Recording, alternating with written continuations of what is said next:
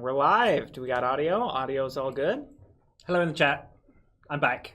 We're back. We're back. Do we have confirmation and we got audio still? Good to go? Perfect. Excellent. Welcome. Welcome back. I'm Salem, and this is Chesney. Hey all. How you doing again? So we're going to continue our adventure. Though one thing we did not do at the end of last stream was get the end of the quest experience. So the very first thing we're going to do before we jump into this next quest is just get that experience. Yes. And it granted 3 experience, so I'm going to up our group XP. We ended at 11, so I'm going to up that to 14. And then we got 3 experience, and I'm going to bank it because I kind of want to get to a town, train a new skill line. I imagine I think so too. Yeah, everything I want to buy right now is more than 3. So you know, my cooldown and everything else is more than that. So yeah, I think just banking and getting straight to the next town will be pretty crucial. So do you want to do a quick recap, a 60-second recap of the first session and what we're doing in the second session? So in the first session, we joined up with the Undaunted, who were sort of trying to find these secret mystical artifacts beneath Stormhold. And it turned out that they were these like Stormhold crystals, very powerful magical artifacts, and we were working with Cyrodiilic Collections, which is like a museum. They wanted to be able to show it off. However, during that process, we found out that there were some other shadowy figures that were trying to collect these. And Cyrodiilic Collections ultimately decided, like, hey, thank you for your work, but knowing that these are kind of a precious item to some very dangerous individuals, might be best if we don't show them off. Additionally, that actually leads us, because we are in Stormhold, and that is where the Undaunted quest ends. There's the Fighters Guild quest in this region starts right up in Stormhold, and there is a thematic connection. I can't quite. It's something to do with like the Undaunted, because what we're going to be doing in this quest is we are going to be visiting the lovely tourist destination that is Black Rose Prison. Nice. It is not lovely. I vacation there all the time. Oh, yeah. And in the games, Black Rose Prison is a dungeon that the Undaunted are sent on to investigate. And so for this, though, we're not playing as the Undaunted, we're just the Fighters Guild. But the connection, the sort of the tie-in being like, hey, you know, you're the Undaunted. Like, we heard you guys have experience with Black Rose Prison. We have our own sort of Black Rose Prison dungeon that we need to endeavor on. Would you like to join us? So we are staying in Blackmarsh, continuing our journey onto the Fighters Guild questline. So one thing I think I mentioned last stream, but just in case anybody's missed that one, or maybe I didn't actually mention, I'm just imagining things. But at the end of every quest, there's going to be at least 3 options on where you go to for session 2. You can either stay in the same region, and you just do a different guild, and there'll be like some kind of connection. So it might be, for like example, this one. It's like there's the connection between the Undaunted and Black Rose Prison, and the Fighters Guild sort of recognizes what you did and be like, hey, we could use your help going to Black Rose Prison, because they know the Undaunted have a connection there. And that, or it might be like, you know, you're tracking down these magically altered beasts, and during that endeavor, you discover that there's a lab, and so the next quest is the guild that is assigned to go deal with that lab. So there is always going to be some narrative connection between them. So if you start at different points in the story, you'll start to piece together like these narrative arcs that happen in the regions. Additionally, you can also choose to stay with the same guild and go to a different region. That one is more along the lines of like, hey, you want to be loyal to this guild? You're like, hey, nope, I'm a Fighters Guild through and through. Where are you sending me next, Fighters Guild? And be like, all right, perfect. We got a job for you in Morrowind. And then the last option is different region and different guild. That's for like, you really want to change a pace, change a scenery, be like, all right, let's really switch it up. And there'll usually be some kind of connection in that as well. The directness of that connection will vary depending on, so some might just be like, hey, you know, you really took a beat, or like, that was a really tough, do you want like to go to Skyrim and just relax with this other guild instead? Others, it might be like, oh, that person escaped. Like, you were supposed to track that person down, and they ran away to Morrowind. We know the Dark Brotherhood's going to try and put a hit, like, there's a hit out on him by the Dark Brotherhood. Do you want to, like, go finish what you started? Like, so it really depends on, like, the quest arcs. And then once you finish session 2, then you'll end in that region's end game, which is the region specific, but are heavily informed by whatever keywords you gather. Sure. Which I believe will be showing off the end game sometime in the future. I'm not entirely sure when they said when. Yep, I think we're going to film it. You and I are going to film it this week. Okay. And then Andrew, who is behind the camera, will edit it and get it ready to go up as soon as we are able. Yep. And so we haven't gotten the names of the keywords just yet because we kind of want to like have the keywords like even if you go to a different region, like the keywords still thematically make sense. Yep. But we do have keywords lined up for what we did last time, the Undaunted one, and provided we are able to win this quest, we will get a keyword for this one as well that will inform our Black Marsh endgame. So when we show that off, we will also talk about, hey, here's what's different because of these keywords. Yep. And a reminder again to everybody, this is only my second game now. The first one was genuinely my first one last time, so I'm going to be following Salem's lead on a lot of the options that are coming up. If you'll remember, I got into a scrap with a few monsters. You died. Enemies in the last one, and I got taken down.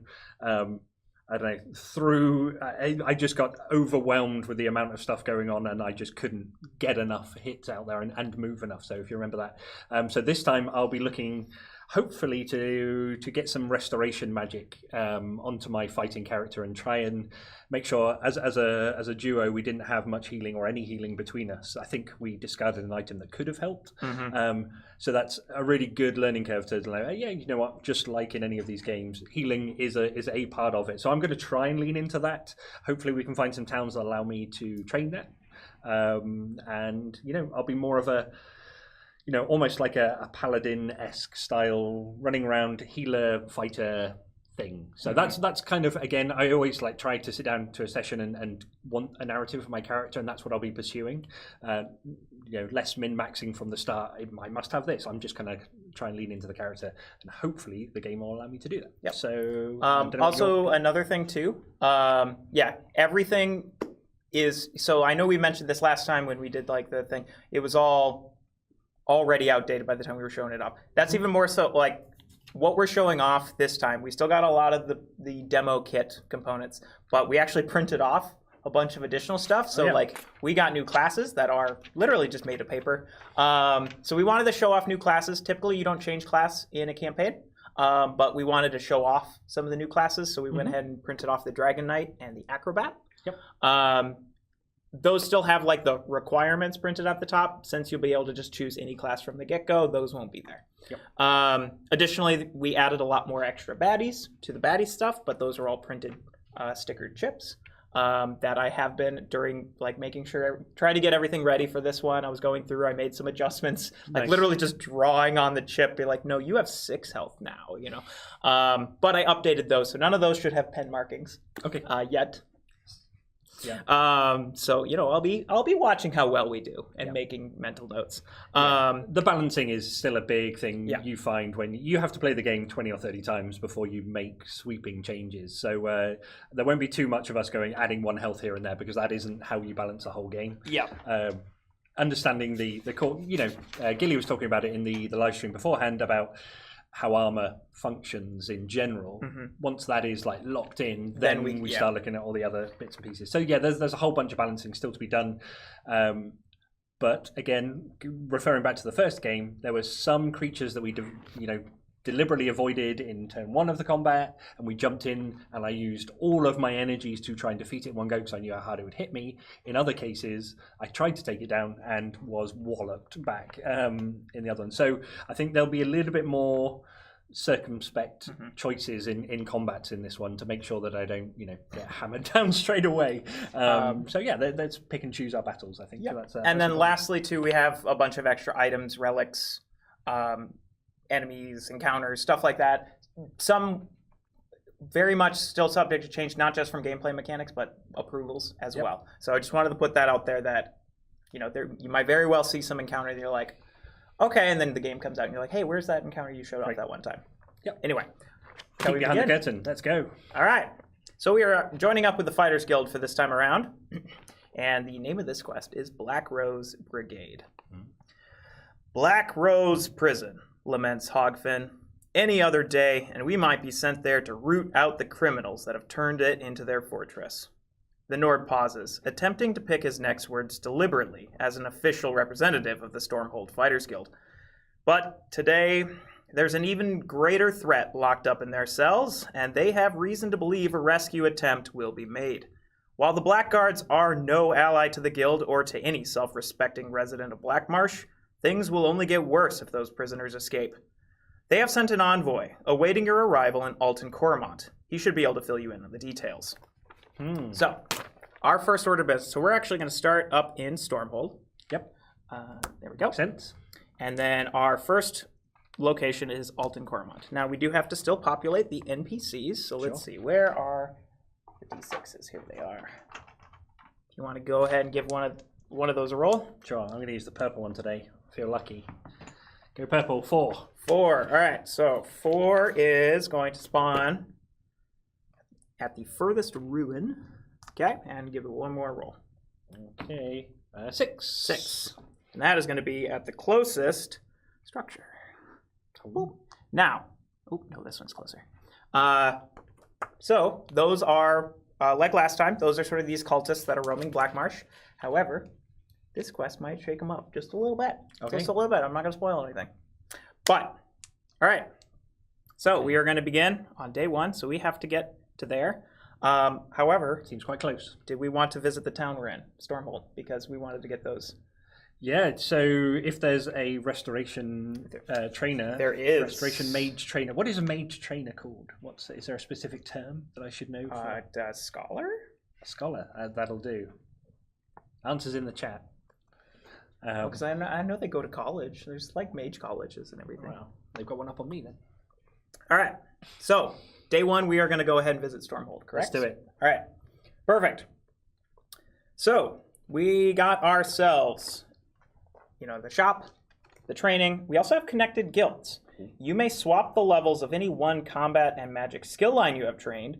You may keep all skill dice you have trained in both lines, but all future dice gained in either skill follow the normal limits of those trained skill levels. So if you had level 3 one-handed or sword and shield, and you also had level 1 restoration, you could take one town action to just swap them. So if you were like, hey, I'm already done building one-handed or sword and shield, I want restoration, you could actually swap. Fortunately, we're just getting started, though, and we only have the one skill line. But there is a 4-1 for the shop and a 2-2-1 for the...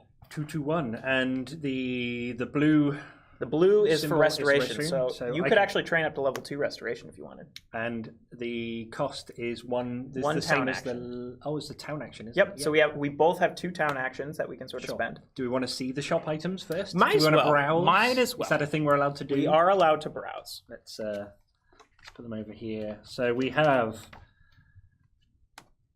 let's go. That meatloaf coming up again. Classic meatloaf. Classic meatloaf. I am also going to show off, because I think I might be taking... We printed off a couple. We have more, but we printed out a few side quests as well, because we kind of wanted to show off how some side quests work. Fair enough. So I'm also going to go ahead and populate. Normally, you'd only populate 2 of these, but I just want to show off a few more. I don't know if that's in frame. Not for this one, but I can move it across. We can have we can keep it all in. I don't even know which shot. Which shot are we on, Mr. Producer? We're on the close-up. Okay, so in the shop we have Overwhelming Surge, which is recover all proficiency dice from your cooldown. Now that is very handy for me because I have 4 of those things and I tend to burn through them pretty quickly. We have the Iron Dagger, which is deal 1 true damage to your target if you rolled 0 proficiency dice with this attack. So if you're attacking in other ways, I'm assuming that's with my one-handed proficiency or one-handed dice or something else, I'm guessing. Now, how do you say Clothan's Burning Crutch? Crutch. That's a U. I said crutch. I was talking about the double L at the start. Do you pronounce it with the Welsh Probably not. No. Clanferfinich. Anybody else speak Welsh out there? No? Okay, fine. Just no. We've got the meatloaf and the classic lightning meatloaf. stuff. Classic meatloaf. It's a bit mouldy after last week's use. The lightning stuff, you may choose to re-roll this attack. All the dice one time. That's pretty good. Oh, that's and good. the burning crutch, in case because we didn't read the thing, is gain 1 over fatigue to any enemy in play with this attack, regardless of range. Okay, that's interesting. Those are Both Those are really pretty good. but I want to take a side quest. Sure. And I kind of want to talk about the side quests real quick because like side quests do different things depending on which one you pick. So like this one here, Dark Forces Agreed, it tells us to go to the southernmost ruins on the map, and you actually initiate a new clash. So there are some side quests that will actually grant you a full on, hey, this is like a new encounter that you can go trigger at a certain point. Other side quests are going to have a little bit more of like a, hey, this is something that sort of goes on in the background. You can try and focus on this. Like that might be like, hey, you need to kill a bunch of beasts. Or it might be, we've got Gold Rush, for example, which is when you go through a delve, every time you spawn an enemy, you actually flip them. And there's a 50% chance they spawn on the stronger side or the weaker side, like the 1 or the 5 or the 10 or the 20. Sure. And then there's other ones that are a little bit more like goofy, because there's definitely some goofy side quests in Elder Scrolls. It's the meatloaf. It's the meatloaf one, which is actually really funny that we got that with the meatloaf. So in Loafing Around, there is a man who wants he misses his Falkreath meatloaf, and he wants you to go find his mother so that you can bring him some. But of course, let's just say such an amazing side quest. That's exactly what you would want to do. Well, not once again, not to spoil it, but yeah, if you read a little bit further down, you realize the mother is maybe got some more sinister plans for what she's putting in that meatloaf. Don't they all? Yeah. I'm actually I'll go ahead and take that Gold Rush one though. You can take Gold Rush. Perfect. Yeah. I think I am going to stick with my initial convictions and go with the training on the restoration. Sounds good. So I'm going to also train. Talk me through. So town action 1 is level 1 restoration. Town action 2 is level 2 restoration. Correct. How do I mark that on my? So you pick so you got the little token that's for restoration. Perfect. And you slot it in. Yep. Like that. I mean, if you wanted to slot it in there, but nope. Yep. Well, I want to go deep on it, so I want it on the open line. Yep. And then so that's one town action to get it. And then the next town action to level up to level 2, because you can go up to level 2. But I still don't have any dice from Correct. We'll need to spend XP, which we have. We banked some XP, so we'll be able to spend that. Awesome. I am going to go ahead and train one-handed or sword and shield. I think it's getting renamed too as well, because I want some of those sword and board dice, because I also plan on picking up some sneaking dice, and I know that those two have a good synergy. So nice. Okay. Sneaky, swordy, handy things. Sneaky. Great. All right. And then, so using our experience, we have 3 banked. Yep. And we're using the white number at the top. If you go from the left, correct. Go from the left. So I can afford 2 single point skills. Yes, and which 2 would you like? It's a good question. I don't know what the options are. Oh, did I not give you your thing? Maybe I have one over here. No, I did not give you your thing. That's on me. Here you go. That's okay. So I have restoration. I have level 1, which is purge, and grand healing. So those are 2 different dice. So this is the restoration skill line as it stands. Again, subject to change, as always, with everything. There are 2 completely separate options here, and as it's been explained to me, these are 2 separate dice. So as I level up, I choose which one I want. I have access to level 2, because I leveled up to level 2 straight away. So I have regeneration. So purge is remove a status from a target adventurer's cooldown and heal them for 1 HP. So that's a way of getting rid of stuns and poisons and all sorts of things, I'm guessing. The grand healing is heal each other adventurer for 2 HP. So that's a way. The bigger the party, the more useful that is. Yep. Obviously, which is pretty cool though. And then regeneration is roll 2 free proficiency dice, heal the target adventurer HP. So that's any target adventurers. That's anybody in the party. So I think I'm going to go with the 2 regeneration dice because. Are there 2 of those? It says times 2. Times 2. Yeah, you're right. All right. There we go. So I'm assuming that's what that means. Yep. And I get. So I roll this as part of my turn, and then I either then get to do 2 or 4, or are they separate? Or 2. The results are either going to be. So there's 1 result that'll give you 2. That's what that little 1 single dot is. Yep. There's 3 results that give you 4. Nice. And then there's 2 sides that'll meet misses. Oh, boo. So there you go. So you spent 2. I went ahead and got 2 sword and board dice. Perfect. There we go. So I've got to keep an eye on multiple things now. I can't just concentrate on hitting stuff. All right. Yeah, you got to heal. I got to heal things as well. I got to remember. But now you can get hit and keep moving forward. Right. That's how winning is done. That's how winning is done. Heard it here first. All right. So we finished our first day in town there. So we're going to have the NPCs move. They are going to... All right, so this is the one that restricts our movement to 1. Sure. And then they move 2 towards the party. Okay. Boop, boop. Okay, and then we move on to day 2.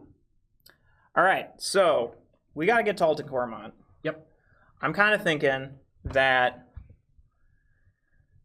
if we go down here, yep, then depending, like, unless we get the same symbol again, we can avoid, like if it's the die roll one, we won't have to fight the cultist because it's not a direct line. Yeah, so... and then so if we get to there, we'll be safe, and then maybe we can move to and just go to Alton Coremont. I like it. Okay, and I know Alton Coremont's got a really nice feature that we can maybe get some good value from. That's good. Okay, good. Let's go. So all right, we'll go here then.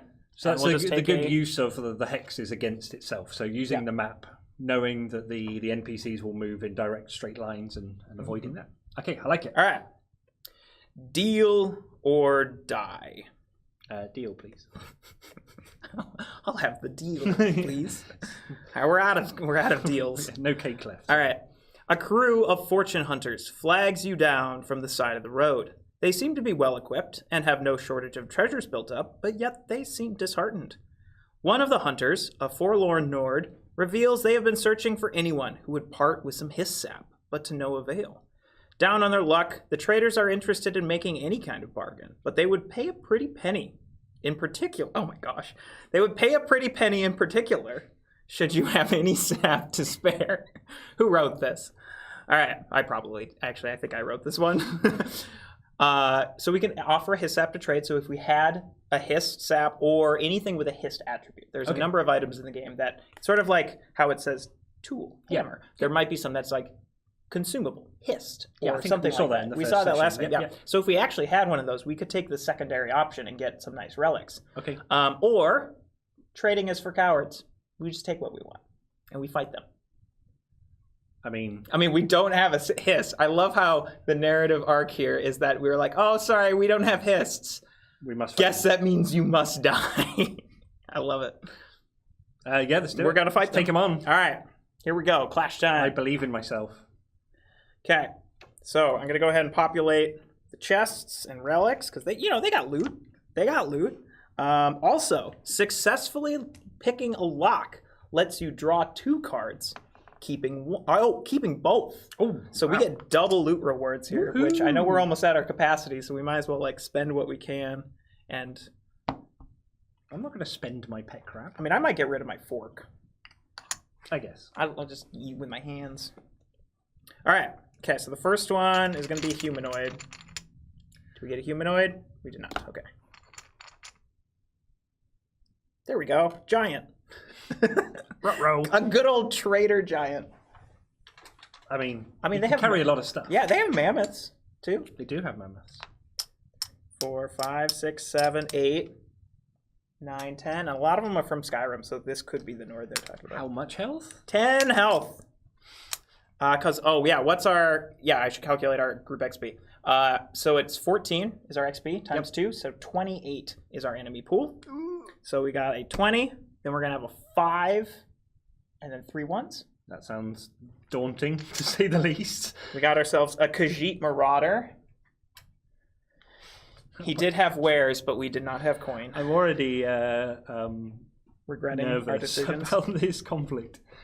Yeah, we hadn't gotten to 20 pointers last session. We did not. No, that's all right. Sure. Oh, we got a mud crab. Mud crab. Okay. Well, my barnacle crab is superior to the mud crab, so I might go and step on the mud crab. Oh, okay. Someone's stealing my clash mat away. So that's 20, 25, 26, 27. Yep. We got ourselves a Bosmer bandit. Oh, wait. Yeah, 4. 4 is up here.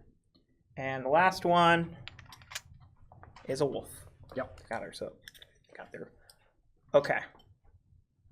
And then this guy is going to go back here. Okay, so then we got round 1. Yep. And we'll have to place ourselves and then choose which battle form you're starting in. Sure. So I have a sword that I didn't get a chance to use last time. I've got the Claymore of the Crucible, which we may or may not want to switch to, but it doesn't matter if we don't. I'll put it there anyway. Claymore of the Crucible is a legendary sword that I picked up and it applies damage of all proficiency skills from this attack to all adjacent units. So I see a little pocket there. See a little pocket that I can take out. So also, what's your Dragon Knight innate? My Dragon Knight innate is the first time you attack an enemy on your turn, ignore the enemy's defense stat. So that will be the first one you target. So that won't affect everybody in your swing, but you can target the first one. Yep. Likely the one with the most defense. I can target the giant. The giant. It's 3 defense but hit everybody. But that does leave me pretty exposed. So I'm going to need your backup. Yeah, I'll back you up. Okay, cool. So that's my. And you can always too. I mean, this would put you. You'd have to maybe take a turn or two to sort of reset. Right. But you could always roll all those proficiency, take it more fatigue to switch to your one-handed. Yep. And then roll those defense dice. Yep. Absolutely. Just keep in mind one thing to note. Yep. This effect that you just get to ignore the defense on your first attack, which means if you go into your second attack, that defense is up. Right. So I can't keep hitting the same person with no defense. So he's got very incentivized to hit hard in the first go, but then you actually kind of want to switch targets to the weaker ones. Sure. Okay. That sounds pretty good. Okay.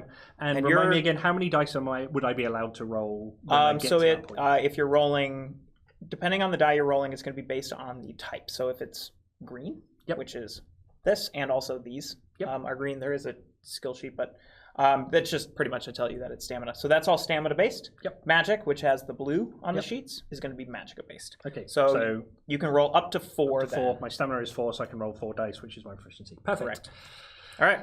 Okay. You have the higher stamina, so you're first player. I do. So I am going to jump into here and see how this goes. And hope we don't die in the first encounter. But I have healing now. You do have healing, yes. Okay, so I'm just going to do and try what we said. So I'm going to go for... Okay, and I assume this is your main target? That's my main target. Okay. So yeah, my Dragon Knight innate is that. And then as I get... Tenacity, I have different things which I haven't read yet. But I'll read them as I pick it up. Okay. So here we go for some hits.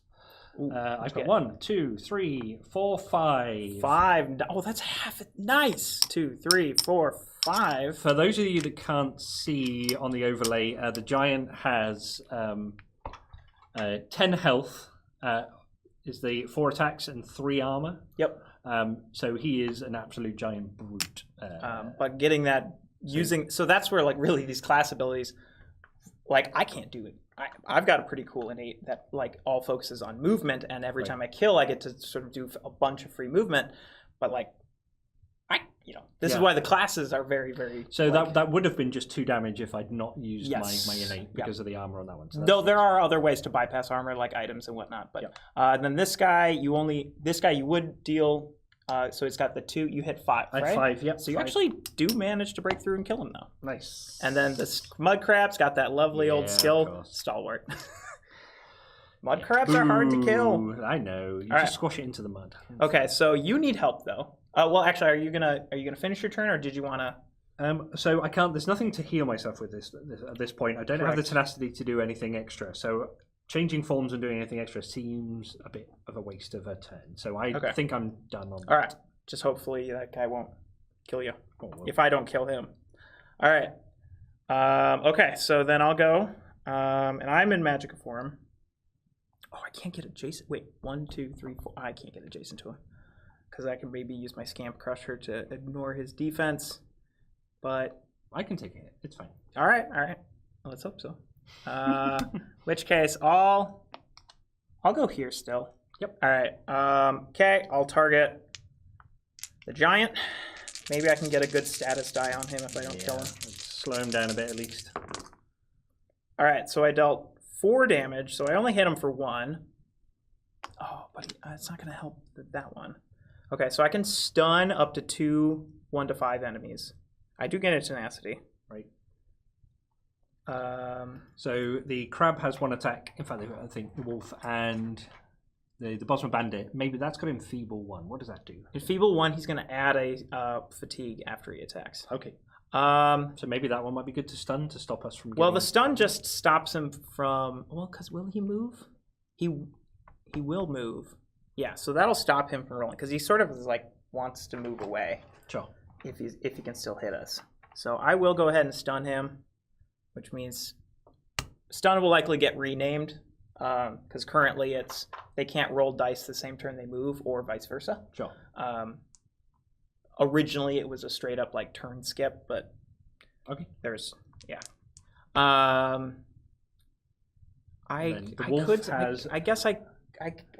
Yeah. So riposte, any turn this unit is damaged by an adjacent opposing unit, it deals damage back. So the wolf... I'll just stun the crab, I guess. Yeah, I was going to say, the wolf right now isn't particularly... I mean, it's got an attack. Mm-hmm. So, yeah. Okay. You know what? I might regret doing this. What are you going to do? I'm going to, because I'm really nervous. I'm nervous you're going to get killed by that giant. What, in one shot? No. Well, and also the crab, for one. That's 5 dice against you. You've got, what, 6 health? Yeah, I don't like those odds. Okay. So I'm going to use the Signet of the Worm. Sure. I'm going to discard it to get all of my Magicka dice back. I then am going to take a fatigue to take an additional action. Yep. And I'm going to roll these all again. You did 1 point of damage last time. Yeah, well, because it's the same turn, so his armor's down. Oh, your armor's already gone through. Okay, yeah. okay. I did have to get rid of a relic, so that relic is gone. Okay. Oh, wait, no, I can't actually roll one of these. I went to roll this one, because my Magicka stat's lower now. Yep. But 6 damage. That is going to kill him. Okay. And just in case anyone's like, whoa, you decided not to roll a die there. I decided not to roll the one that was going to grant status. I wanted to do as much damage as I could. Okay. So I did not wait to see what I rolled and then decided. Do you get 1 tenacity? 1 tenacity. Okay, so it took everything. It took everything, but you know, I do get to then move for free up to 5 spaces, and I want a relic back. Yes, so I'm going to go 1, 2, 3, 4. I'm going to just skip that one for now. Yep. Okay, so the relic, I need to lock in a 5 first. I'm gonna do that to lock that in. Nice. Okay, and then what do I need? A 2, so I can lock in the 2. And then a 3 and a 4, but I get this one back. I'm going to pass over the card so I can put it on the camera so people can see what we're doing.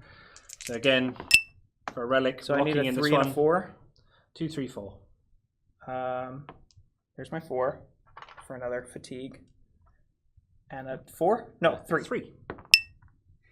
I'm going to do it. I'm going to get 2 relics out of this. Nice. I want it. Okay. All right, so I get that relic. That relic, which is a Sylvanar Ritual. Trigger any player's race ability as if it was your own. Oh. So you get my ignore. And then I also get the which Conjurer's Potion. It'll be that one. Which this is not the same as like the potions that the potion pack. So this was before we were adding like the true proper potion pack. So this might like get tweaked. But this one is discard. Select any 1 used conjuration skill and add it to your attack. We don't have conjuration in this, so I'm gonna just say move on. I'm gonna just say that's not the one I get. Cyrodiilic Brandy. Remove all fatigue from your cooldown. Oh, I could use that right now. Do it now. Yeah, you know what? I'm gonna just do it right now. So goodbye. So you smash over. You take all of your energy to smash open a thing, and then just drink like a brandy out of it. I like that. All right. Okay. Sweet. There we go. That was a very good investment, and then I get all these back because I now recover. So now it is the enemy's turn. Oh, I didn't do recovery in the back. Oh yes, definitely do recovery. Okay, so now enemy's turn. Take a look here. Who's got the highest initiative? Oh, I should have done that wolf then, because the wolf's gonna come get me. So the wolf. We'll just have the wolf come get me. Yep. Rolls 1. Ooh, 2 damage. I'll war scale that. I'll war scale that. That's once per battle. Okay. We took out the biggest threat, so. All right, Bosmer Bandit. Well, he can actually hit both of us. Yep. Yeah, so he's just gonna. 1 damage. Is it? How do we tell who he goes? Weakest. Weakest, which is me. Yeah, which is you. Yep. I thought he had multi-target. Yep. For those of you that haven't seen, on the chip itself, it tells you which of the party it goes for. Weakest and strongest is on health stat. Yep. And if they go for more than 1. Yeah. And the mud crab. I'll have you roll your fate. Bum bum bum. Crabby crab.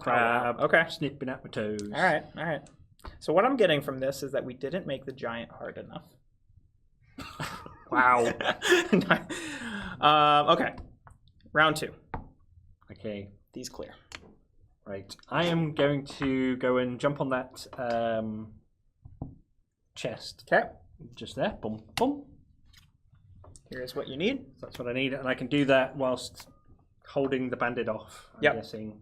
And this is regular one, so there's nothing to lock in first. So I just need a 1, 6, and a 6. This is quite a hard one. This is, yeah, actually, that's probably one of the harder ones. I don't like the idea of this, but I do get 2. Oh, there we go. Well, I roll 1, 6, 5 to start. Oh, so, just take 1 fatigue. It's better to be lucky than good. Yep, there we go. All right, so you get that item and this item. Now you will have to discard 1. Okay, and I have to do that straight away because I can't literally fit it into my thing. But I can discard anything, right? Anything. I'm not discarding those because those have been great. So I have diplomatic immunity. So you have to say it in the accent.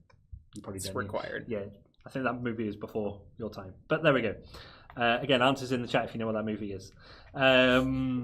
If you just took down a town action, you may take that town action again for free. So free extra town action, or Quicksilver Dagger, which is if you have an untargetable status die in your cooldown, add 3 proficiency skill to your attack. And so untargetable status die, how would I get one of those? Sneak, which I'm planning on getting. So, but feel free to discard it. Feel free to discard it. I'm gonna keep diplomatic immunity because I think a free town action benefits me more. Yeah. Okay. I'm not a sneaky guy. All right. And then so that was the chest opened, and now I'm going to try and hit the bandit. Okay. Do the stun dice come off? Yes, this round. Those come off. Yep. Okay, so my proficiency die is still in my cooldown track, so I'm not going to just swing at it. So I'm going to try and... You can switch to light weapon to use your one hand. Yeah, I think so. All right, so take a fatigue for switching. Boop. And then I'm going to roll some of these. So my level 2s are bashes, aren't they? Yes, but you can, because you can choose the order in which you resolve the dice. Oh, okay. So you can roll these ones and those ones together, resolve these ones first, and then use that in conjunction. That's very clever. So you can chain it together. So order of operations is I decide how to read the dice in which order, basically. Yeah. Okay, well, let's go for it then. Let's try and get some defense and bash the thing. So I get 3 points of defense, and then I get 1 tenacity. 1 tenacity there, goes up to 2, so I can now read that to see if that can help. So these lock into my active. And then I will read this one, which is... So those will also deal, those will deal how much damage? 3 damage? 3 damage, from those. Boop. And then this one, which is the exhaust a sword and board die from your active slot to deal 2 damage to target enemy and place a stun status effect on them. I mean, you just kill them. I can just bash it and do that. So there we go. But I have to remove one of those from there. Okay. And this goes into my cooldown. Boop. All right. So that bashes that for 2 more health. So that's that one gone. So he'll stay there until the end of the round. Oh, yep. Thank you. Yeah. And then I'll do my... All right. Cooldown and go to you. Okay. Let's see. Well, I'm going to stay where I am. Yep. No, I'm gonna be greedy. Why not? I got a full cooldown. Right. All right, so I need a 2, 3, and a 1, or 1, 2, and a 3. 1, 2, 1. So 2 fatigue or reroll. Reroll. Okay, it's the same thing, so I'll take 2 fatigue. Yep. All right. Boop, boop. Okay, so what did I get? I got myself a calcinium mace, or a mahogany restoration staff. If this attack defeats an enemy, heal for 2 HP. Ooh. Or you may spend 1 tenacity to add 2 for... Oh. I actually want that one, because I'm planning on going super stealthy. Yep. So the calcinium mace, you may spend Go on.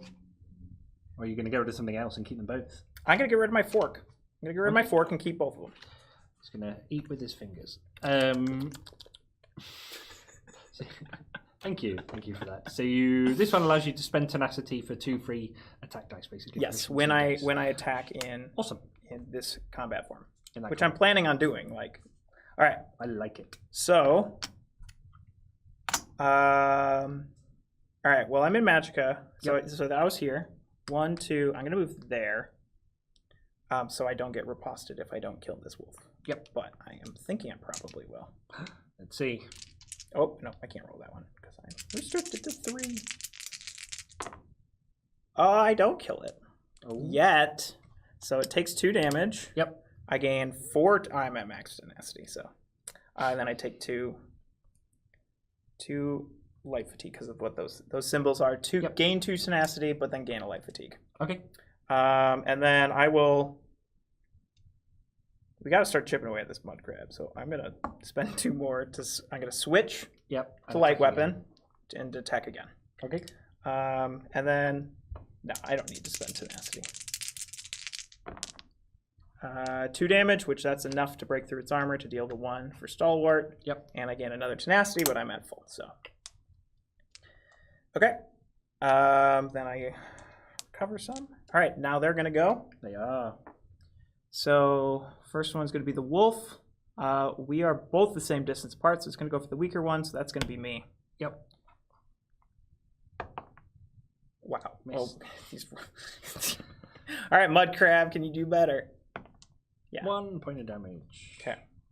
So you're down to 3 points. At one point, are we allowed to pull out of this encounter? We have to kill them. We have to kill them. Unlike a delve where you can leave at any point, encounters you actually have to kill them. So once we've started, we Though I feel, I mean, we killed all of the people. Right. Now we just have their pets to deal with, and I'm like, can we just leave them alone? Right. Can I keep the crab? Okay, so round 3, I'm going to move up. So I can do up to my stamina movement, can't I? So 1, I'm going to go in between them both. I'm going to try and use my claymore. Why did I put those over there rather than in here? There we go. This is new player syndrome of not putting stuff back because I'm concentrating on 3 things at once. Okay. So you're going to use your claymore? I think so. Okay. I think so. So I'm going to switch, which is fatigue. It does add up, doesn't it? The switching backwards and forwards. You got to get some brandy so you can just wash it all down. So I am going to do that, and I can't roll a restoration unless I'm in the restoration thing. So I can't, even though I could do one more thing, I can't do it with this. Okay, so the first time I attack an enemy on my turn, I ignore that defense stat. So I'm going to target... I guess the mud crab. The mud crab, because the other one doesn't have... So there we go. 2, but it's only 1 because of stalwart. But I do 2 on the wolf as dead. Well. Okay, so those go into there. Ironically, I have nothing to roll. Right, but I haven't finished yet. Oh, that's right. So I'm going to move into restoration. Are you going to heal me? Please may I have a fatigue die? And I'm going to roll to heal you. Oh, thanks. I haven't done that yet. So it's a 1 to move and then another fatigue for another action? Yes. Sorry. That's okay. Oh, and then you're probably going to have to drain the die, but that's okay. The battle's almost done. Yeah, exactly. And how much do I get to heal for? You get 8 dice worth of healing. I don't... There's 7. Roll set. I think I'll be fine. Cool. I healed at my max of... I heal for 1. I am the greatest healer in the world. All right. That felt really empowering to heal. And that's it now. I'm gonna drop my sword. Since those don't have anywhere to go, they're gonna drain. So that happens at the end of your turn. Yep. So these drain. So they are now unusable for the rest of the battle. Oh. Which in this context is not so bad. Gotcha. Okay. When we get into a longer battle or a delve or something, that's where you want to worry about. So I don't have any dice. But I don't want us to go another round. Sure. Because. I mean, you just healed me, so I'm at, we might as well just kill this crab. So I'm going to spend my 2 tenacity. Yep. I've got a leap. It's 1 tenacity. Yes. But then I can spend an additional, I'm going to have to spend 3 tenacity. So 1, 2, 3. Yep. To leap to a spot next to this guy, and then deal however additional much tenacity I spent, which was 2. So I'm going to deal 2 damage to it. So that'll have to roll dice. Any time where you don't have to roll dice is a better bet. Reliable damage. Another thing too, just for the people watching, there's a number of other balance. So enemy balance obviously is one thing. Yep. There's also the balance of currently, after you finish a battle, you get to heal for your recovery stat and your entire cooldown clears out. That is by no means 100% going to stay. There are levers we can pull for that. It might be you have to choose one of those, or you only clear out up to your recovery stat, or any number of different things that we can tinker around with. So there is more to balance than just simply enemies getting beefier too. Yep. Okay. So we concluded that. Yeah. Although I do admit I like the idea of going all out in a fight, knowing that you can catch your breath afterwards. Yes. So I think there's it's a very different play style. Oh yeah, it's not something we would want to ever remove entirely. It's just, do we move that ability to something else, like an inn at a town, for example? Is just an idea, you know. But yeah, anyway. Okay, so what do we get? We get 2 experience points. Huzzah! And all of that sweet loot we got. Yeah, we do. I am going to save it because I want some sneak stuff. So, oh yeah, we can spend it now, can't we? We can spend it now. More restoration. Now, I can't take level 3 dice at this point. Correct. So I am going to save mine and hope to level up at some point soon before I need to spend it. I have a place that we can get you to get level up to get your restoration. Awesome. Yep. Okay, I'm all in. So the symbol on this one is the roll a d6 one, and they're going to move 3 in that direction. Oh, 3 and 3. 3. So that's going to be 1, 2, 3. So they're going to go this way. Aha. So it actually hops right over the town we are going to go to. Okay. I love it. Moving on to day 3. I'll just put all the cards down there. All right. Okay, should we just go to town? Let's do it. Okay. Let's see objective. Boop. All right. So we'll remove that. Yep. Okay. What do we have? So travel to Alton Coremont to rendezvous with a Blackguard representative. You arrive at the arranged location and spot a Nega Argonian in the corner. He beckons you over, nursing an ale. "Is this all the guild could spare?" he growls. "It seems your people have failed to understand exactly what's at stake here." Upon inquiring about the prisoners, he shifts, exposing his discomfort. Worst one is a dark elf thief by the name of Zero. Got caught up with some Briarheart magic in Skyrim, angered Jarl, who sent him to the Rose for some rehabilitation. He pauses for a devious giggle. For a hefty fee, of course. Let's hear the devious giggle. Is that devious? That's not a giggle. Stop it. I don't know. You do. Yeah, I want to hear your devious giggle. No. Fine.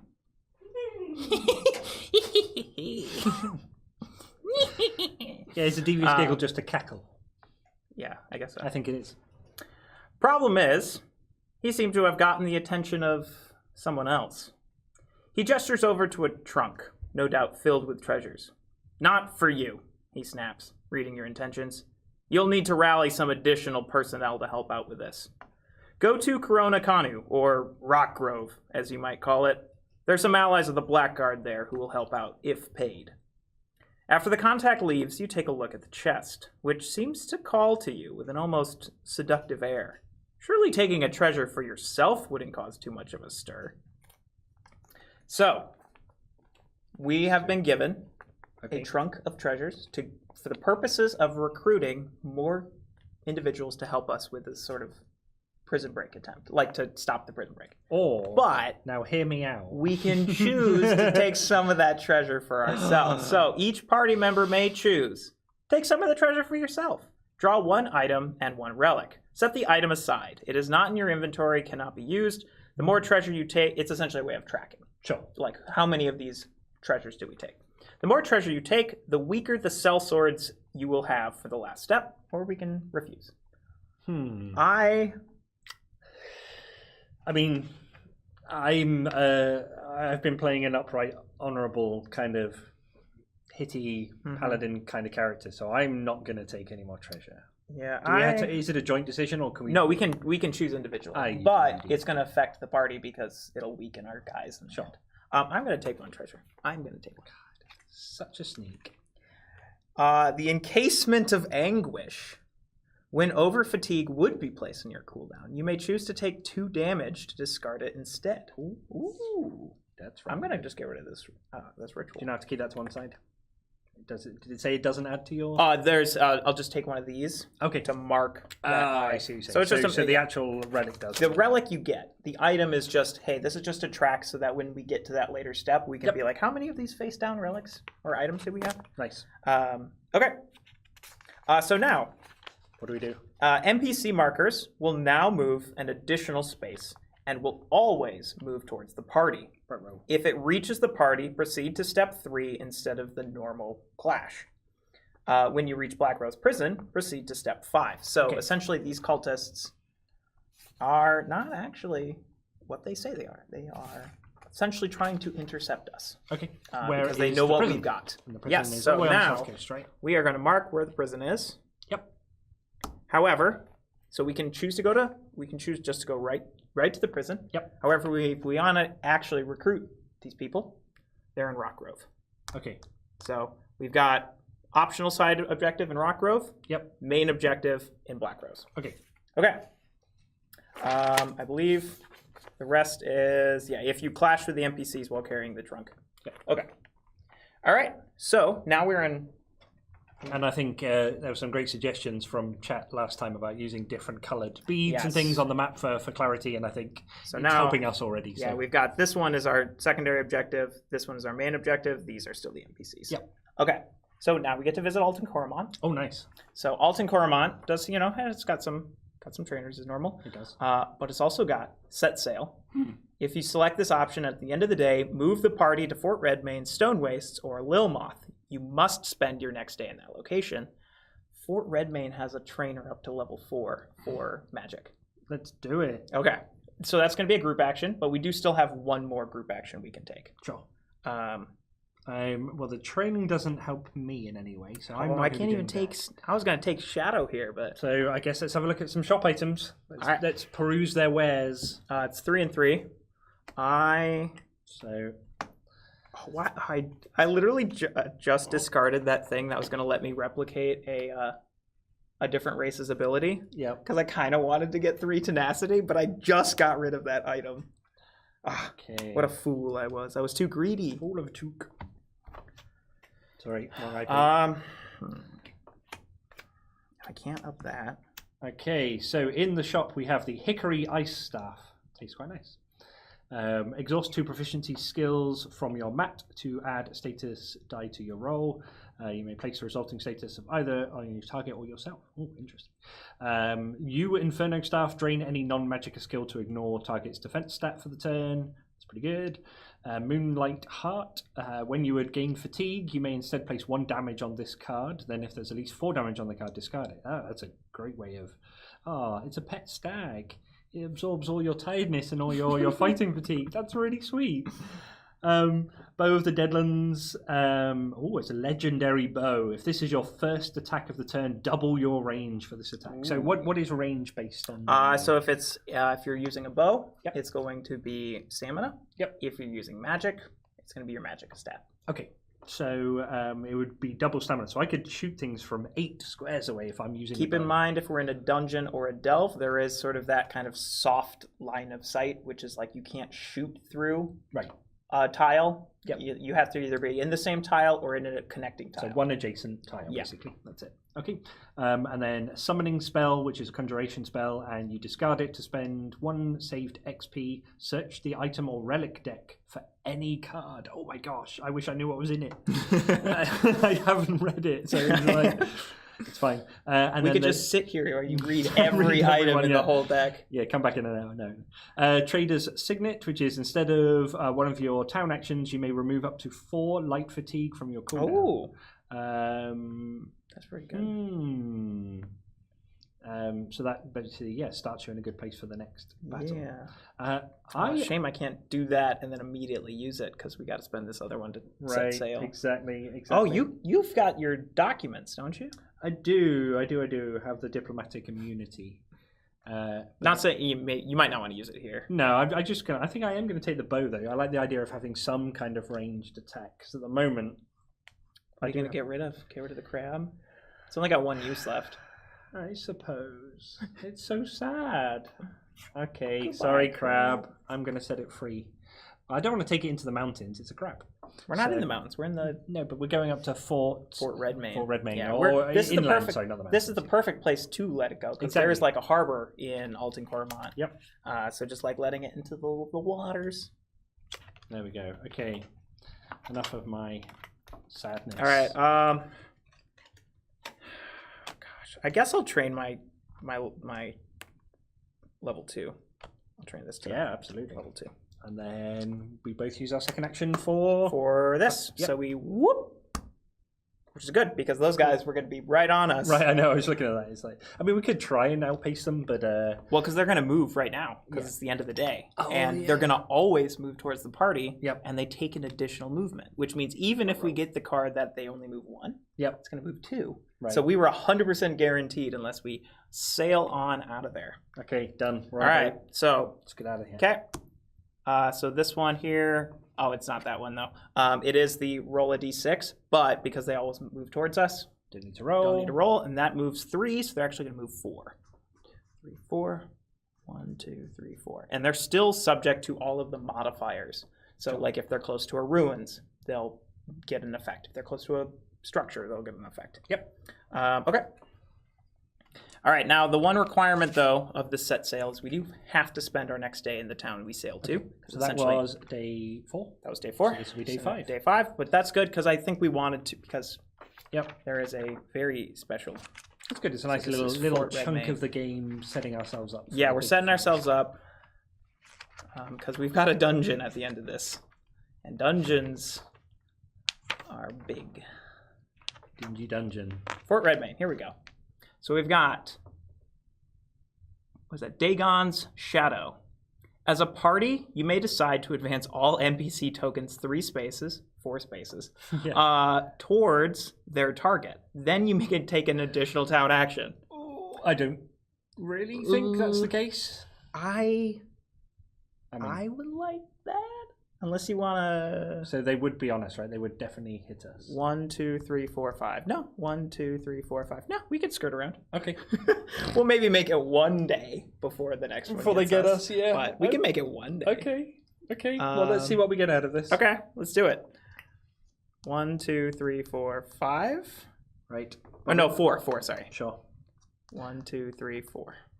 So we get 3 town actions rather 3 than town 2. actions. So I'm going to advance restoration up by 2. Okay. I'm going to get shadow or sneak. Where's that? Okay. And then so that's 1, and then I'm going to up my destruction to level 4. Wow, there's lots of options for level 3. Yeah, and the level 4. You like this one. So for all of those of you reading at home or watching this in the future, my options have now gone up massively. So we found a trainer who can get me up to level 4. I've used 2 of the 3 town actions for that, so I've still got 1 left. My level 3 dice options are Rite of Passage, which is I place it in another adventurer's cooldown while it sits there. They kind of move, change battle forms, or use items. So that is already changed to you'll place it in.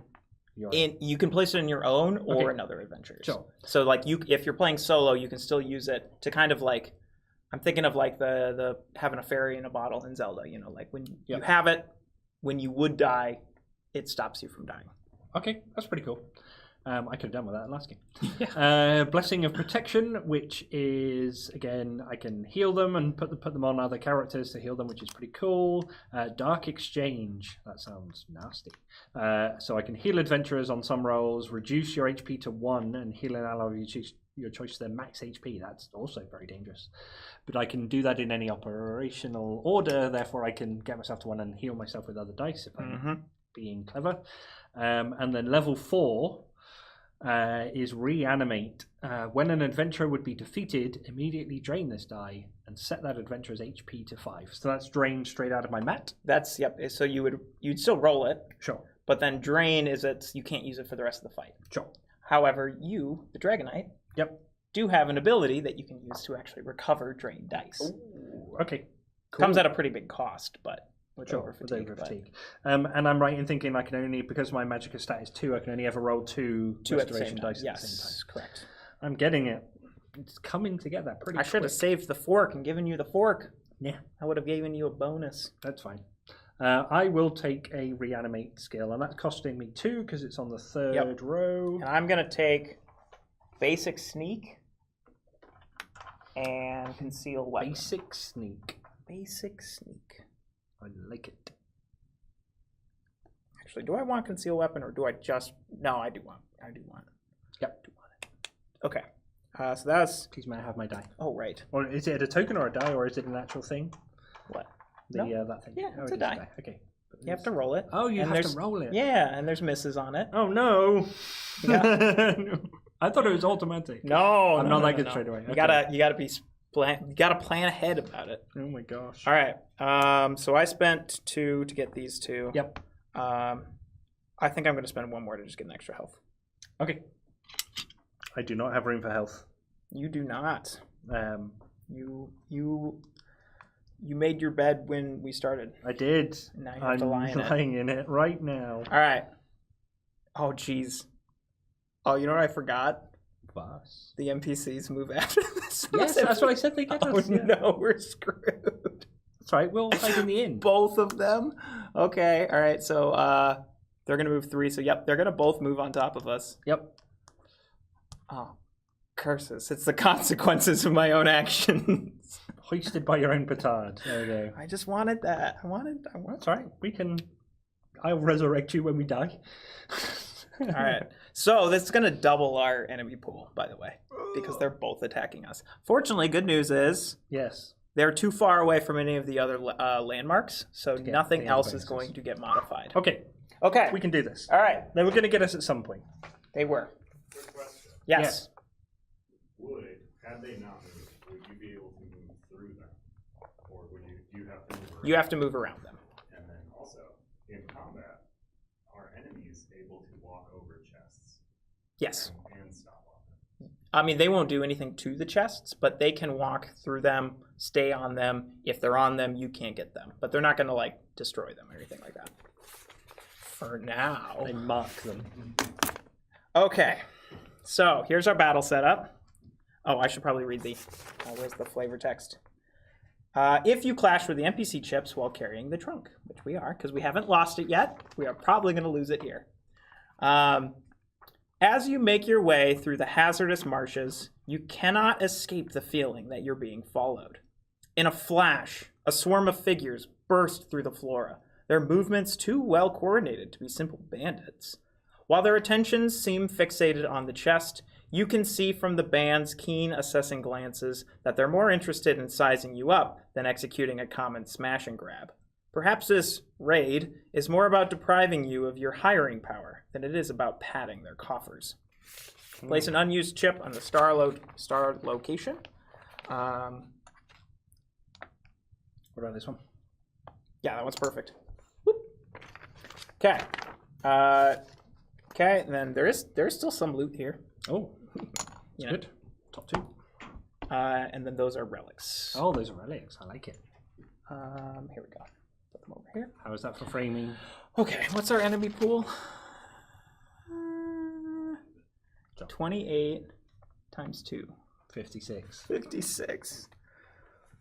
Okay, Oh, so for those of gosh. you at home, it is day Day 5. day 5. We haven't even.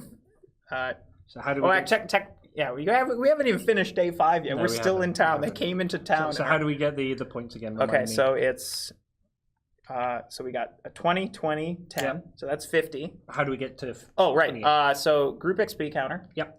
Multiplied by player count. So Yep. 14 Yep. times 2. So 28. But because we're fighting 2 of these, It doubles the pool. It doubles the pool. Okay, so 56. 56. So yeah, let's see how I we mean, get us on. dying is not game over. Sure. Okay. We're just not going to have buddies in the last fight because we're losing our bargaining chip. Right. Although I will just say, no, I'll get to that if we Yeah. get to it. Let's not preempt. Yeah. Uh, Who knows? Maybe we'll win. Maybe we'll survive. I mean, What are your relics? You I'm got good the relics? best healer in the world according to my last roll, 7. or your last roll. You got your Berserker's medallion. I know, and the Crucible, and the Bow of the Okay. Deadlands, and All right. So- Also, this one's going to have unique special rules, which we might be able to use to our advantage. Okay, we're pretty tooled up. I'm kind of Oh hoping wait! Oh, we I got would these do mixed so. up. You even said something about it. I and did. I but didn't. It's fine. Okay. 4, 5, 6, 7, 8. And is that this isn't something we can retreat from? No. Okay. Nope. So that's okay, and we got ourselves a spider. Can we do a poll in the chat to see will we survive this clash or not. 56 points. Let's see if let's do a 3-minute poll. I don't know if we've ever done a YouTube. Okay, so we can spawn anywhere here. Yep. Now, what the unique mechanic is, while this chip is active, Yes. all enemies are going to prioritize getting adjacent to it. Okay. Then they're going to pick it up. Okay. Once they have it picked up, the one who has it is going to prioritize Getting out. Okay. If we kill the thing that's carrying it, they'll drop it on an adjacent then hex, other people. and then other people will swarm on it, and they just want to get away with our... So they're not strictly planning to kill us, but if one escapes with it, Sure. everyone else is going to try and kill us. So. Yep.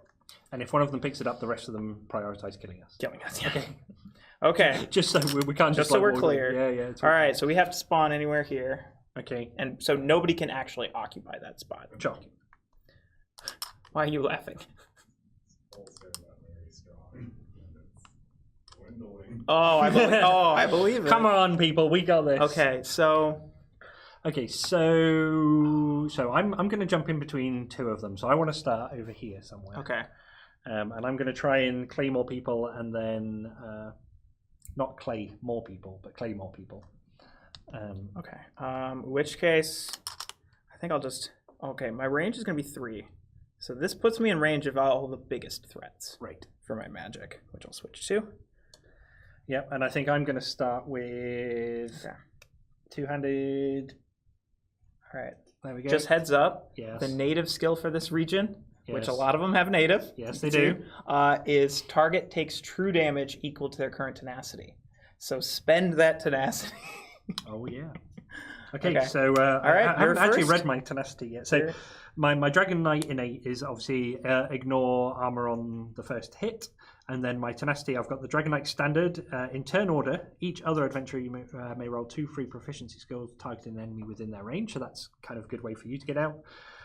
Searing Strike, which is add 1 free proficiency skill to your attack. Oh, that might be good. For each weapon type item in your inventory. So I've got weapon type. You've got 2. Bow and sword. sword. Claymore. Yep. Yep. So that's 2 free dice, and if I do that on my first one, that's pretty good. Mm-hmm. And then molten weapons gain 1 over fatigue to recover 2 drain dice, which I might use that later. Yep. Okay. So I am going to go and stand in between these two because this one is a ranged one anyway, so I don't want it chasing us. Maybe. I'm going to guess that 27% of the people think we're going to survive. No, you're at 56. Oh, yes! Thank you, people. We can't let them down now. No, we can't. We can't. Okay. So Even if they steal the trunk, right, we're not dying. We're not going to die. no, we're not going to die. So I refuse. They might steal the trunk though.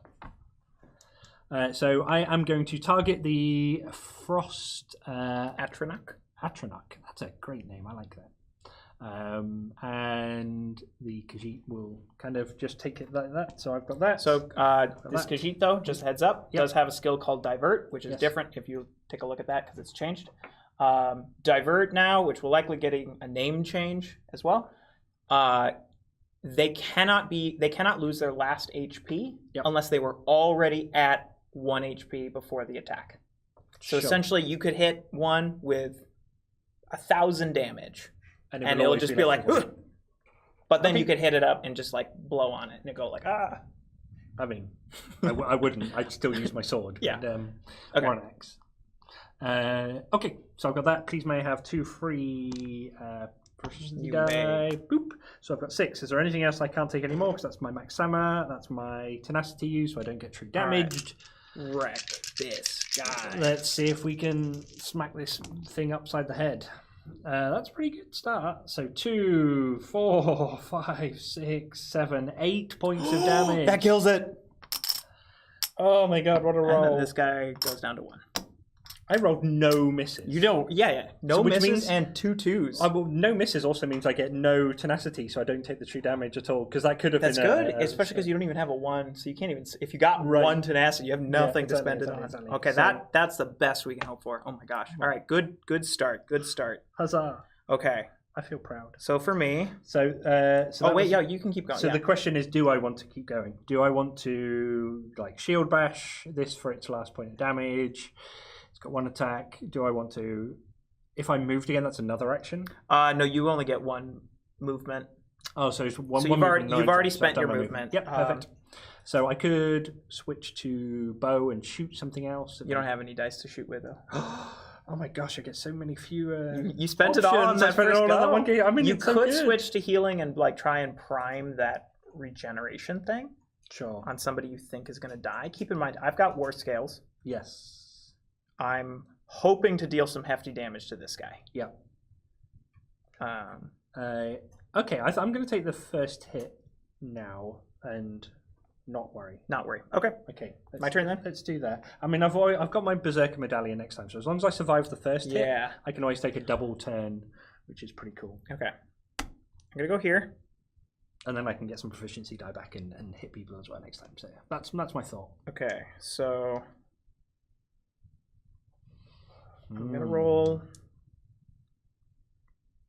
Yeah, I want to try and deal as much damage as possible. I'm going to roll these.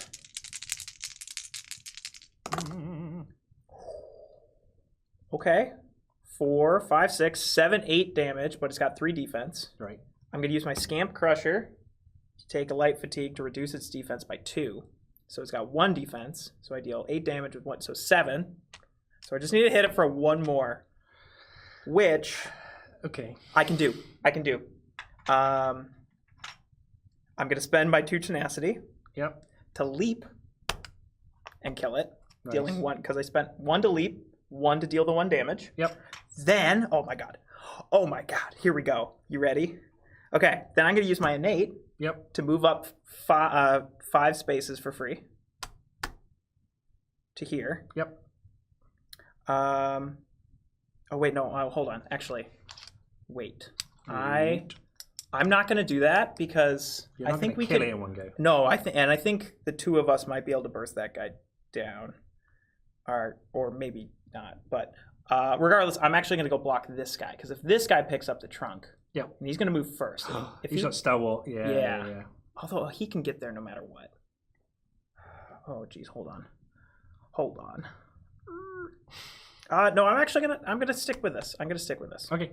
All right. Then I'm going to take 2 light fatigue to switch and attack again. To do this against the troll. 3 damage, but I am going to take another light fatigue. Oh my gosh, you're full up already. You're going to be exhausted. I know. So I reduce it by 2, but that's going to deal 3 damage.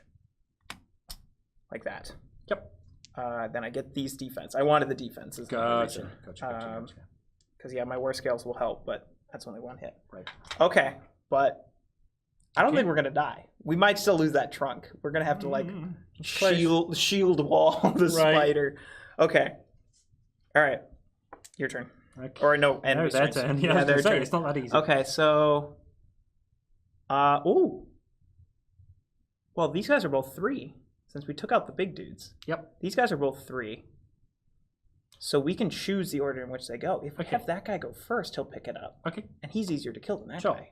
So 1, 2, 3, pick it up. Oh, so he'll move 2 to get adjacent and then pick it up. Like that.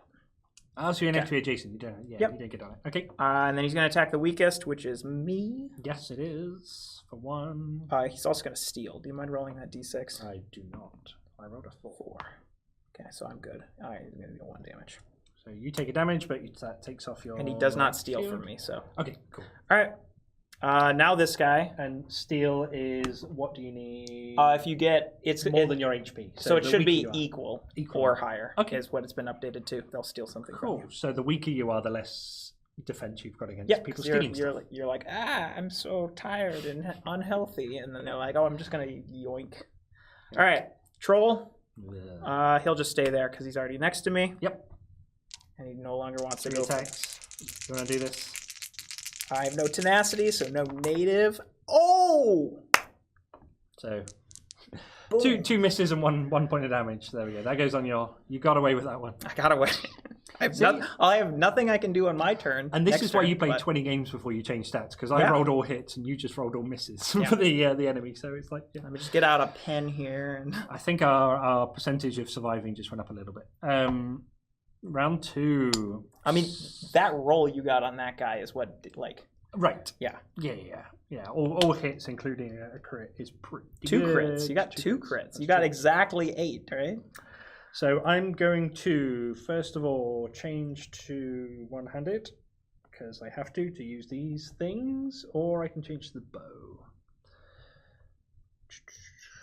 Let's change to the bow and shoot the stalwart guy. I think we just need to do that straight away. Can you get around there, or do I need to move?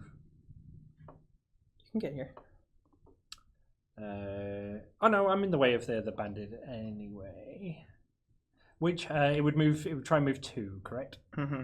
So it would go around. Honestly, one strategy we could do is we just block the exit and stop them from trying and to get stop through. them. Do we think we can survive the troll hitting us over and over again? I mean, I've still got war skills. Sure. I can survive the troll at least one more round after. Yeah, because it rolled pretty poorly. Okay.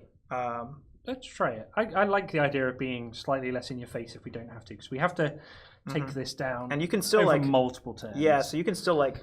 Oh, you don't have any proficiency dice, so you can't. So I'm going to put it on. Oh yeah, you can't. You don't have anything to roll against. Okay. And this is why you talk this thing through. Well, I have to change to something, so I'm going to change to. You don't have to use my sword and shield, so I can use these. Okay. I guess if you wanted to just kill that guy first, then you can move back there. But sure. Let me go to sword and shield. Do this. Okay. And then I will roll my dice. Okay. Boop. Boop. So, do I have to say who these are going on to as I roll these dice? You can only target one person. So you target one. I can't split attack, split dice. Correct. That's a separate Correct. action. You'd have to take a second engage with somebody else. Though there are a lot of effects, like the claymore, like magic abilities that let you hit 2 things. Like there are area of effect abilities, but without any of those special texts, you just have one target. Right. Okay. So who are you targeting? I am targeting the. I still think I want to knock down the. Because as soon as we kill that, he's going to pick it up. Yeah. Just you might not want to roll all because he got 0 defense, and you'd be able to ignore it anyway. So maybe just the defense dice. Yeah. Okay. No, That's I can say that. I can see that.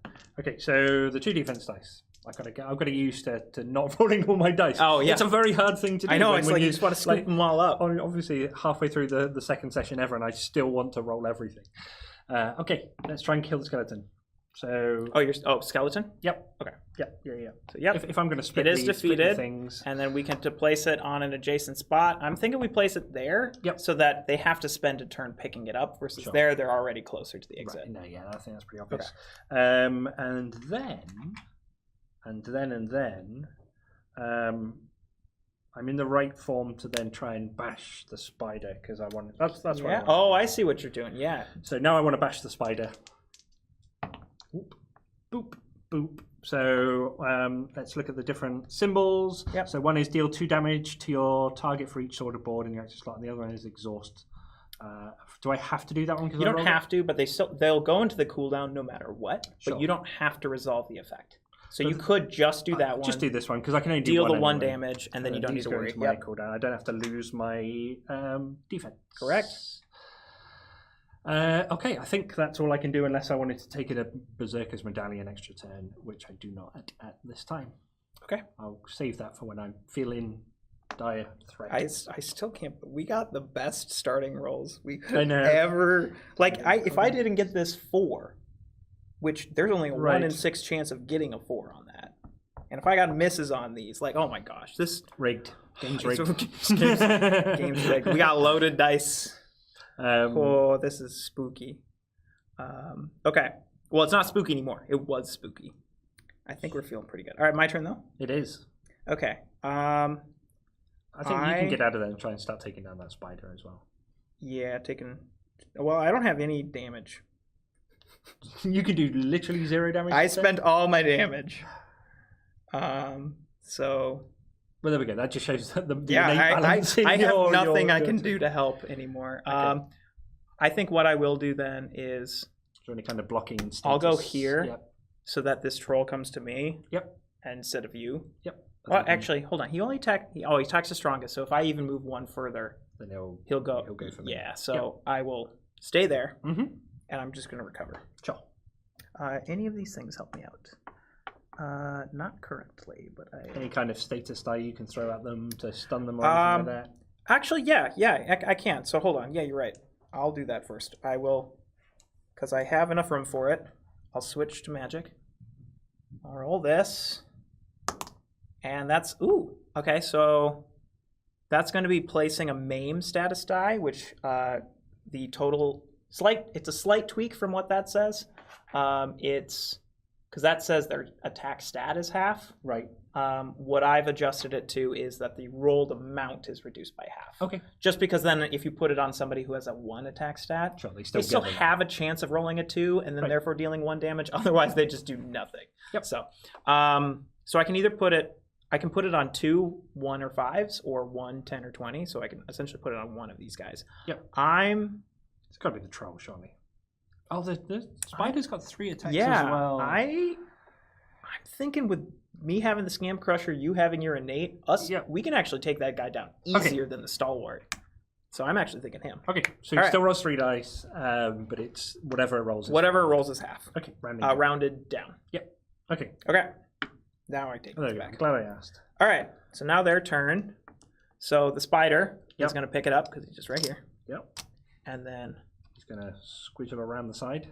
Well, because that's after movement. After they end, so he's still he's still hanging out there. Perfect. So do you roll against you? So this is against me, and it's half rounded down. I roll quite well as always. So 4 rounded down to 2, and I've got 2 defense in there. You're good.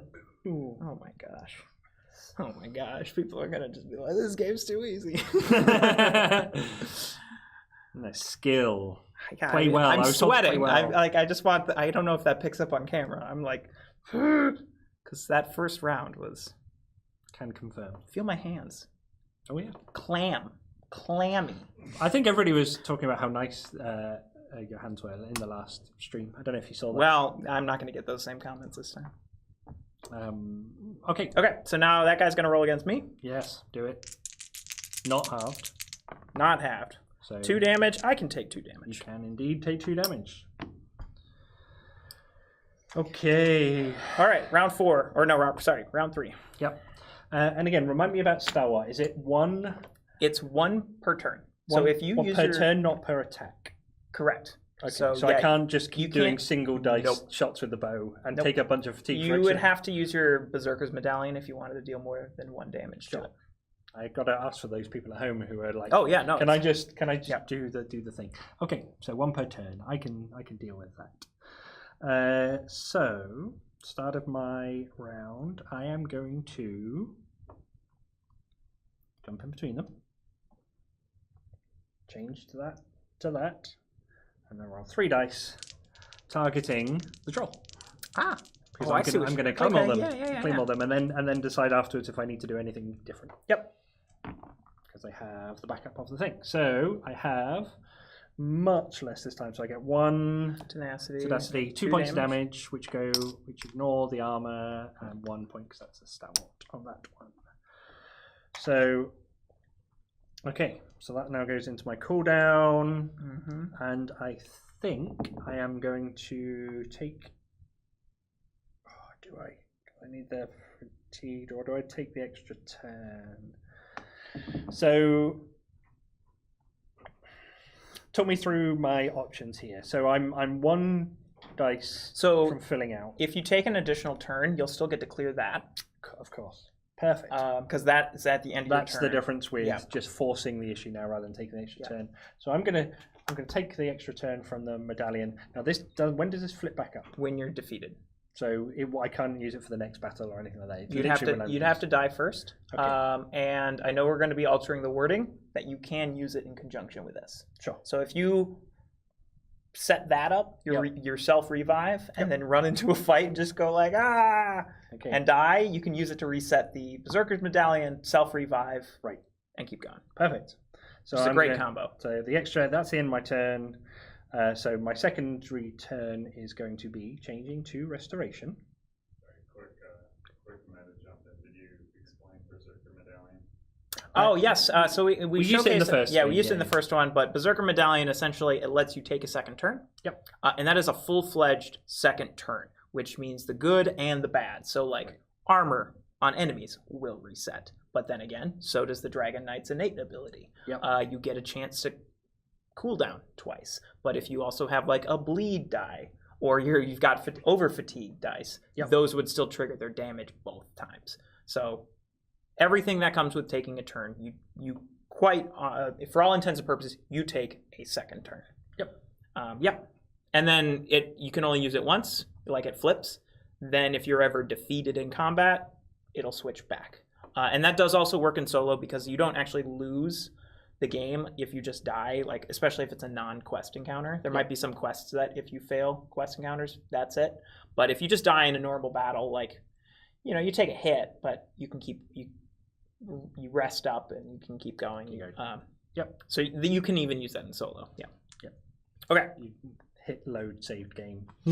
Quick save. Quick save, yeah. Okay. All right, so you are using it? Okay, so make sure to flip it. Yep. So I'm flipping it. I'm doing that. I move to that. So I take a fatigue for changing to Restoration. And now I can only roll 2 dice because I've only got 2 in Magicka. But I am going to roll this one, and I missed. So that goes up to there. That is not good. But then this one is 4 heal dice on you. So if you would like to roll that. And then you do have 2 tenacity. I do, I know. Okay, and I have a max of 6 now. So I heal the full. So I can spend the tenacity out of any other turn. It doesn't take an extra fatigue to use it. So I can do Searing Strike, which is 2 free attacks. Okay. 1 free to your attack for each weapon and infantry. So I've still got 2. That uses up that, and I will hit, and I can still use my innate on that. Yep. So I'll hit I'll hit the troll. Okay. And I do 1 point of damage on the troll, but I ignore its armor. Thank gosh. A little poke. Also, just in case, I don't know how often we're switching to the top-down camera. All of this art is just reused art for other chips because we don't have all the art done yet. So this is not actually what the troll is going to look like. Just wanted to put that out there. Like, this is one of those printed stickers that I just made myself. Like, that's not a giant. That's a Spriggan. Right. That's not a troll. That's a giant bat. And it could be a very troll-like bat. Yeah. With no wings. It's a troll bat cosplayer. It's the troll version of Man Bat. It's Troll Bat. Troll Bat. Troll Bat. Okay, head it here first. Yep. All right. Let's see if we get that past the lore. Okay. So then did you do your second recovery? It looks like you did. I did, yep. Okay. So those 3 went back in there. So then it's my turn? That's that. I'm feeling very much like I need to spend points on recovery at some point because 3 is Well, we're going to get a lot. 3 here. Right. So that'll take you up to 4. So, yep. Should be able to. I'm desperate for more recovery on rolling 4 attack dice every time. Yeah. Proficiency dice. All right. So let's see. For me, I'm going to...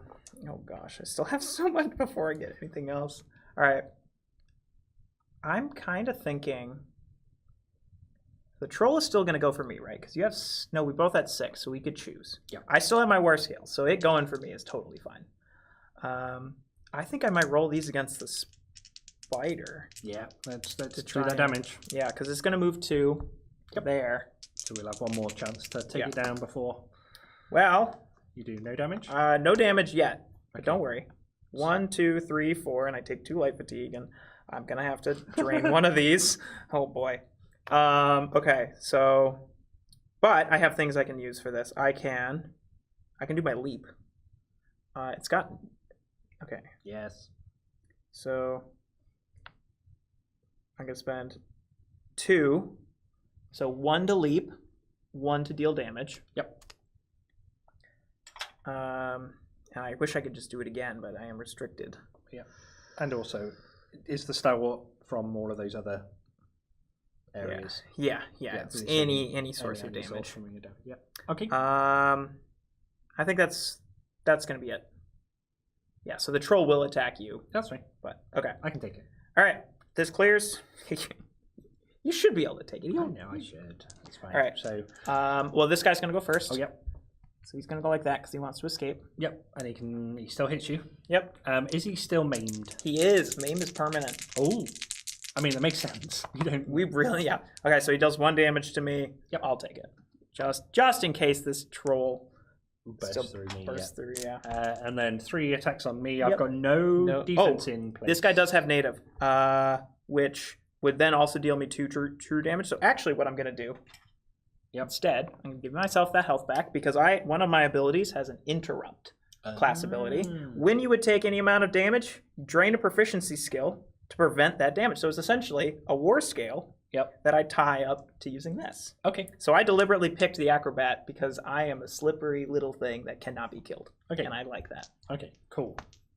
So you survive. I survive. I don't take any damage. Yep. And I take 2 points of damage. Bloop. Wow. Wow. There we go. What a shame. We got this. All right. Although we have hardly looked. We haven't looked at any loot yet. And we're I'm still okay with struggling to kill that. the spider. I mean, I'm okay not picking up any of this loot. I mean, I'm full anyway. Yeah, so. I'm full too. But I mean, this is like can't do it all. This is honestly the one piece of loot I don't want to give up. Is my scam crusher. It's so good. Yep. Okay. So you're up. I am round 4. Mm-hmm. I think you can just kill that troll with your. Do we want me to kill? Oh wait. Oh, actually no. Kill the spider. Kill the spooder. Because this is my only damage-based thing, and there's a fair number of misses on here. Sure. So I'm worried I wouldn't be able to kill it, and then it would escape, and then we would lose after all of this hard work. Okay. Okay. I can do that. So I come around to here. 1, 2, 3. Okay. So force it to go the long way around. If you manage to miss all of this, yes. Yep. And then I think so. I've got different forms. I can just use proficiency without using that, can I? So Correct. I'm going to go to the one-handed. So that's a fatigue for changing again. It's quite difficult managing big axes, healing, other things. I mean, it's exciting to do. Well, it is. It is. I'm glad it's not just auto. So I'm going to take the one thing, and I'm also going to take. Might as well go. Really. Go for that and do what I can. Okay, let's see if I can hit that spider. I did 2 points of damage. Okay, so it'll drop the chest on a nearby, or the trunk. Boop, boop. Okay. And I think that's all I'm going to do this round, because anything else I'm kind of over fatiguing, and then it's not good. So let me get some of these back. Okay. All right. So then me, I'll go up to this guy, and I'll try and see if I can. Yep. Because if I get a 2, I can kill him. Right. We got it, because I'll scamp crush. Yep. Take a light fatigue to ignore his defense. Oh my gosh. We did it! 56%ers, well done. The first 2 attacks we both did were outrageous. We got crazy lucky. Yeah, like I think, did I roll 6 dice and they all came up hits? You rolled 6 dice, so you spent everything you could to roll those 6 dice, because you had to. You also were lucky in that you had 2 weapons, allowing you to roll two of those. Yeah. You got 2 crits and no misses. And no misses at all. Which was the exact number you needed to kill that guy. And these are. Yeah, so I should have had at least. You should have had at least one miss. Or on those 2. Yeah, and then for mine, I got a 4, which I had a 1. It was a 1 in 6. Yeah. And no misses, which I have a 2 in 6 on these is getting a miss. Like, oh my gosh. Nice. We would not recommend those kind jumping into that. But we also did not pick up a single piece of loot. And we had to concentrate solely on doing that. And I used my medallion to do it. So so now we'll have to kill you. I mean, sounds a little bit excessive, but I guess. All right, we gained 3 experience from that. So 3 experience. I've got 1 in the bank, so that puts me on 4, which I can only bank 3. So I am going to spend all 4 to get my recovery. I'm going to take I'm going to spend 2 to get another magicka, so I can roll all 4 of my magicka dice. Okay. Nice. Nice. So you took an extra recovery? I did. So I've got Nice. recovery of 4. Nice. And my fatigue always starts at 4 Correct. recovery, doesn't it? Yeah. Okay. I do have one more, but I want to save that for a 5th. So that's a die. 3-point spend So rather that's than a a 3-point spend. from the So other I one. think I'm going to hold off buying anything else. Okay. Just keep that. Yeah, fine with your proficiency of 1. Your single dagger. Honestly, it's mostly there so I can use it with my my interrupt. That's great. Okay. Yeah. So like as far as like, because like this I don't need. It adds. So I don't need to have a decent amount of proficiency to make use of this weapon, and then this one doesn't use it at all. Okay. Whereas yours are proficiency based. Yes. So like what I love about proficiency is like on their own, they're not usually better than most skill dice. Like they're not ever going to do as much damage as my magic dice. No. They're a little bit more consistent. They don't. In conjunction with some legendary weapons. Yeah, like they don't provide defense like your sword and board dice do. Right. But if you get those weapons that enhance them, that's where they can shine, and that's where you can sort of really build around them. Okay. All right, so we finished day 5. It's been an eventful day. It has. Where's everyone gonna go? Oh, well, there's nobody left. There's nobody left. Bring them on. We wiped them out. All right. Well, shall we? So we got 3 experience. So 15, 16, 17. Okay. All right. Shall we just make our way towards Rock Grove? I think so. Okay. 1, 2, 3. Do we want to stop in Gideon or just do an encounter? What Gideon is a town? Yes. I think let's stop in Gideon and take a look. I would like to avoid any more fights until the end. We can get down there. I'm a little bit worried that I'm going to use up more. But let's see what Gideon offers us. Yes. Gideon. So it's got a 5-1 for the shop. Okay.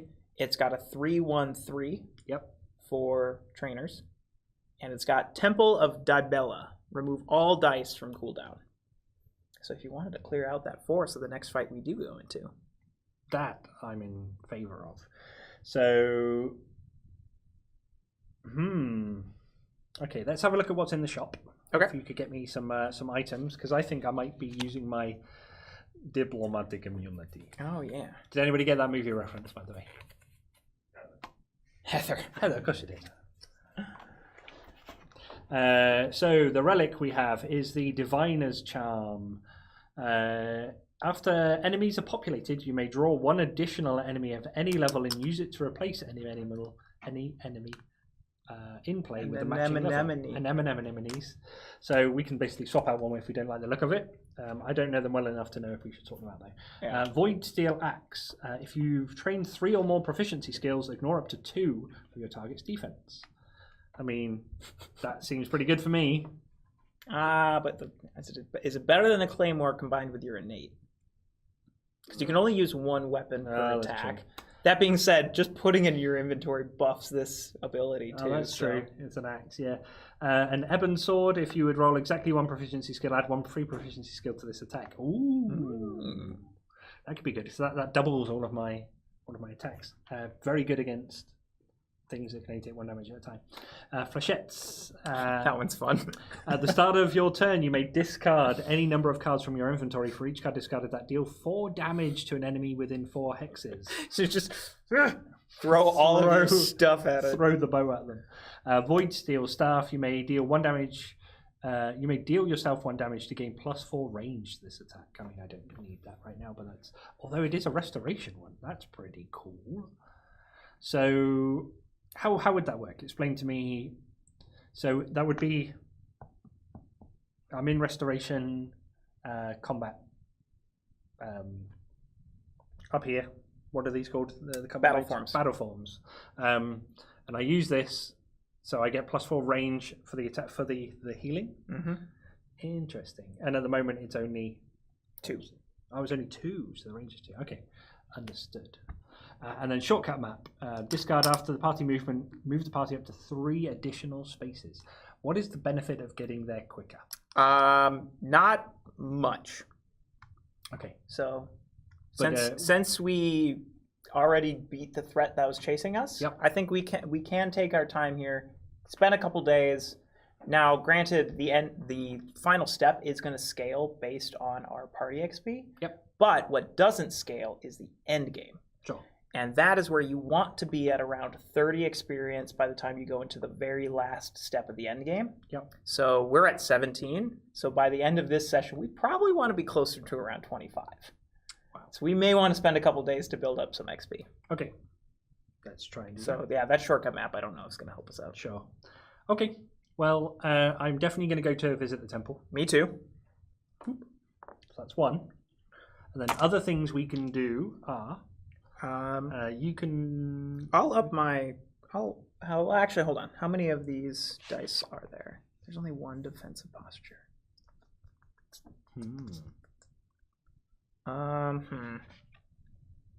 This is at 2. Or, you know what? I'm going to take restoration. Nice. Level 1 restoration. And what would level 1 sneak give me? So there's only basic sneak. Yep. Which, so sneak you have to have a little bit of foreplanning on doing, and it's hard to use in clashes because everyone's so tight-knit. Yep. That will say, however, that will say within 2 spaces of an enemy, not outside of threat range, because that's almost I impossible. wonder if I just use a thing to train or whether I take a thing. No, it's not. I don't want to get too sneaky. Okay. I am going to take the Void Steel Axe there. Discard that. I don't think I need that anymore. Okay. Okay. So now I have 3 in there for when it comes to my free attack. Load up with weapons. I love it. Yeah. Exactly. Because this is another situation too, where if I had more of those side quests printed out, picking up another side quest, because like we haven't gotten to be able to utilize this one just yet. So that's where it's like taking on multiple side quests is really good, because then you'll have more opportunities to find one that you'd be like, oh yes, we can do this one. Yep. All right. Okay. So that is now there are no more NPCs, so we don't have to worry about that anymore. Nice. So 7. Day 7, should we just move 3, not worry about taking some over fatigue, see what the encounter gives us? Yep. Okay. Uncharted Xanmir. The Argonians of Blackmarsh once had an ancient civilization that predates most records of Tamriel. Their ancestors built the mysterious Xanmir, massive stepped pyramids that rise among the fens. There are many unknown half-sunken Xanmir, and you have come upon just such a structure. You know there are many groups in Blackmarsh interested in the Xanmir, not least the Argonians. Do you enter the place and map its submerged lower halls? Who knows what secrets lie beneath the bog? If you succeed, keep this card. One adventurer may discard this card to ignore... Oh, that's ignore 1 class prerequisite, which is no longer or take an additional town action. Plus, if we fully complete it, we'd get a total of 4 XP, because you get 3 from the Sky Shards, 4 for completing it. Or we just let some other fool take the risk. 1 experience. Each adventurer must place 2 fatigue into their cooldown, or drain 1 skill until the end of the next clash, delve, or dungeon. My side quest is on delves. Oh, nice. Do we want to do a delve? Let's do it. At least see how long, you know? Yep. Yeah. Get some experience. How many of these do I need? When we complete a delve. Okay. And we get 3 experience from that. So if we complete this delve, we'll get 7 experience, which... Oh my gosh. I think at that point, then we can probably be good to move finish. On to the final prison. But that's assuming we beat this delve. Of course we are. Which, I mean... We're in a good spot. We have no fatigue. All right, let's do this. No fatigue, no care, no clue. No care, no clue. I like it. So just running on raw luck. We don't need that one. No, we do need that one. Of course we That's the only one we need. I knew we need. All right. Round counter. Yep. Round 1. I apologize. This is probably not in frame for you, Andrew, but we'll need to spread out. Is that okay? Okay, we'll figure it out. All right. Okay. So then let's go ahead, spawn the starting tile. Suspicious Pond. Grab those ones. Let's take the middle one. Okay. That is a suspicious Well, pond. you're going to go first, so I'm thinking maybe we do it like that. See. Yep. Or is that good? Yep, that's good. Okay. We can pull the whole thing down before we Oh, yeah. move up that way. Yeah, because then we can build out that way. Build up that way. All right, so it spawns a treasure. When an adventurer ends their turn on this tile, heal them for 2 HP and roll a d6. On a 1 or a 6, deploy an enemy on the closest available hex, depending on player level. Yep. Which, we have a 50% shot, though, that would only spawn a level 1. Okay. Okay. So that's the start. So now we can begin. Proper. Round 1. There's no trap when you go in there, so don't worry about it. Boom, boom. Okay. Get to there and explore. Explore. We need to get through this Ooh, quick. we got a sky shard. Another one. Is it? I fell into another gosh darn vortex. So Ooh, that medicine man tricked me. I'm gonna put it All right. this way around. Units are immediately defeated if they enter the center hex of this room. Enemies will not enter this hex unless displaced by a player effect. Okay. I'm gonna place that there. So Yep. it's like a very visual indicator. Don't step on me. Swim your way out. Oh, yeah, that's if it's the second or highest. You can hop in. You can essentially like Goonies water slide it. Nice. And you hop in and go whee, and you're out. I don't think that's part of the game. The Goonies. Is it part of? Could you imagine if Goonies was set in Tamriel? Oh my gosh. I mean, well, I already made another Goonies joke last time we were playing because it was the pirate. Yeah. Okay, so this is going to be the 5-pointer. Okay. 5-pointer. Bum, bum. 1, 2, 3, 4, 5, 6. So we got ourselves a lurcher. Lurch. All right, here we go. This is the 1-pointer. Hey, okay. All right. We're good. Okay. Okay, so you move 2. You've got 2 movement left if you want to use it. I sure do. I want to stand in the middle. No. Let's go. Okay. Oh, and there is a sky shard in there. Yep. So we'll pick that up once we move in there. We will. And divert is the. So that's outdated. It's the one sorry, that they'll go down to 1 and then Yeah, you said. I did listen. I promise. There's just a lot to take in. Right. So I'm gonna go and poison sounds nasty. But it's got. I'm gonna go and stand next to it. Did you want to explore that? That is an explore hex if you want to. No. Okay, because it could possibly spawn more enemies. Right. So. Exactly. It probably will. So I'm. Okay, so get that. Let's fight first. I'll be the keeper of. Yeah, exactly. So it's got 1, 2, 3, 4, 5, 6, and only it's got one defense. Defense. So explain to me what poison 2 does, because it doesn't have any attack. That's correct. So it's ranged and it can hit anybody. Like sure. it can infinite number, but it's got a range of 4. Okay. It's threat. Yep. And it's going to add a Bane status die, which is the take 1 true damage. Oh, where's my crab? I know, yeah, you set your crab free back in Alton Coremont. Okay. That would be really funny if you do this and it's the crab it's like, he's back! I like it. But no. Okay. So you'll add that. The 2 just means that if you already have one in your cooldown, right. You move it 2 spaces to the right. Yep. So essentially, if you've got a pretty robust cooldown, it's going to take it. It prolongs it from clearing out. Gotcha. Because that stays in there until it cycles. Okay, I think I'm just gonna hit it. Just gonna hit it. So I'm gonna roll those 2 and those 2 because I started in one-handed. So let's see what I get. Oh no! So I get 2 points of damage. I have 1. See, I'm learning to split my dice up and do some different things, and I got 2 there. So if I want, I can trade in some of my tenacity. When a player defeats an enemy, remove 2. No, I don't want that right now. I think I'm going to do a Searing Strike on it. So I'm going to use 2 of my tenacity right now. So I add 1 free proficiency skill to your attack. So I have to do another attack. You would have to do another attack, which would take... So it's a fatigue for the extra attack. Yep. But then I get 3 free dice, and I'm just going to use 1 regular one. Now keep in mind, you will have to hit through its defense this time, because you ignored it for the first attack, but you haven't actually. Yep, I got this. It's fine. What are you talking about? Yep. 1, 2, 3, 4, 5. That does it. Okay, Nice work. thank you. That used a lot of resource, but I needed to kill the poison thing. All right. My turn. Yes. Did you do your cooldown? I did not. Yeah, not having any of that was really nice. That helped us out. That was in Gideon, right? That's a town I got to remember. Yeah.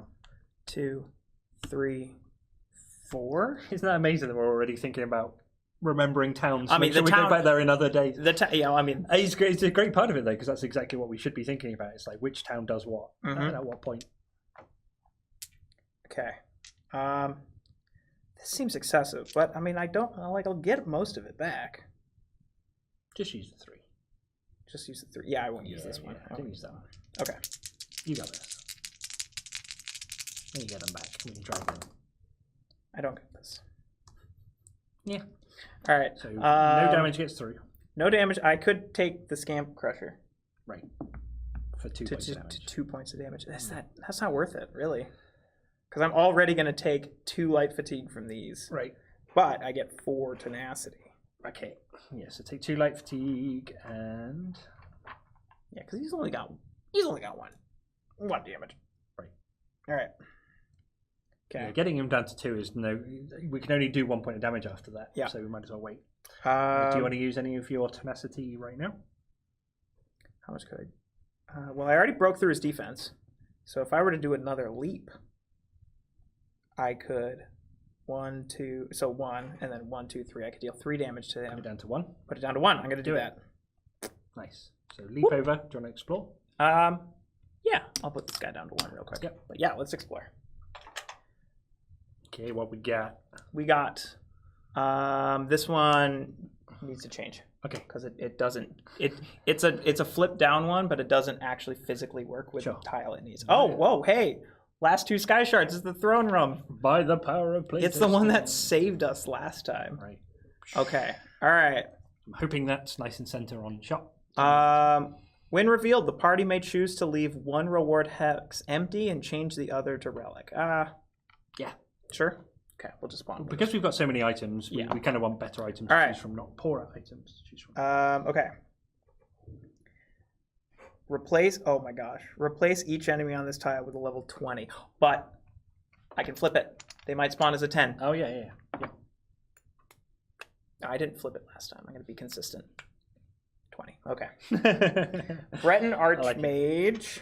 And again, that's the scenario doing that, the Gold Rush.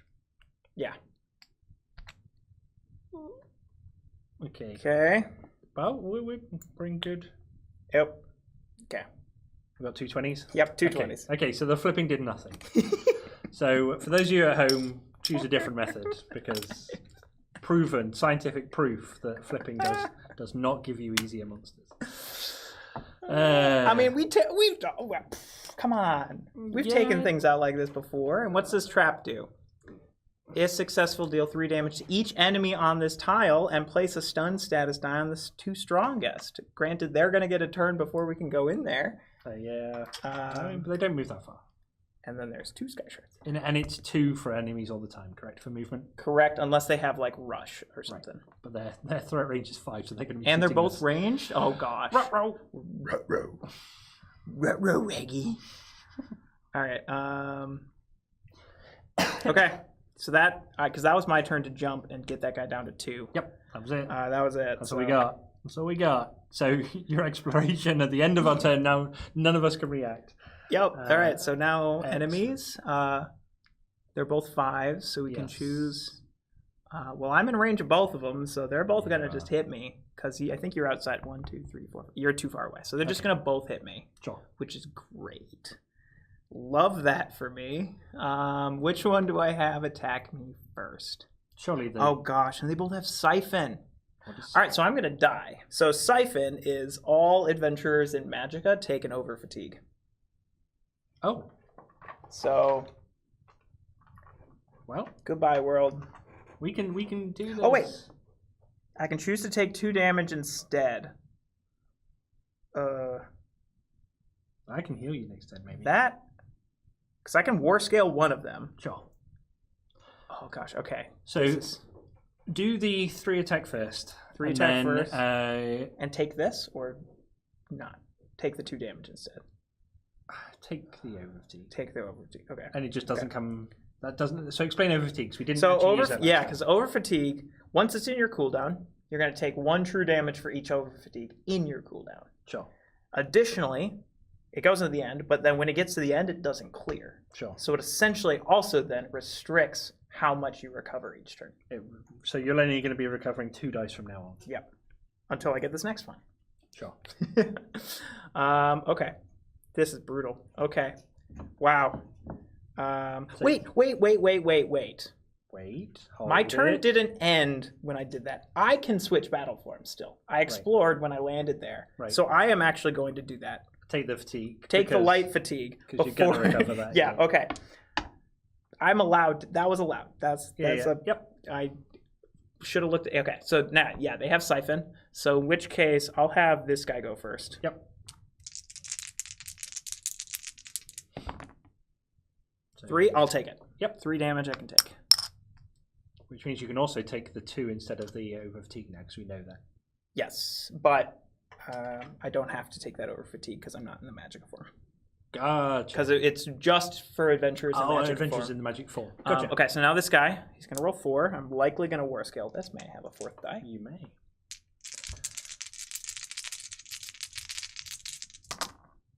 I'm going to war scale that. Yep, that's a lot. I can't see on camera that was 5 damage. I've got 3 health left. No. All right.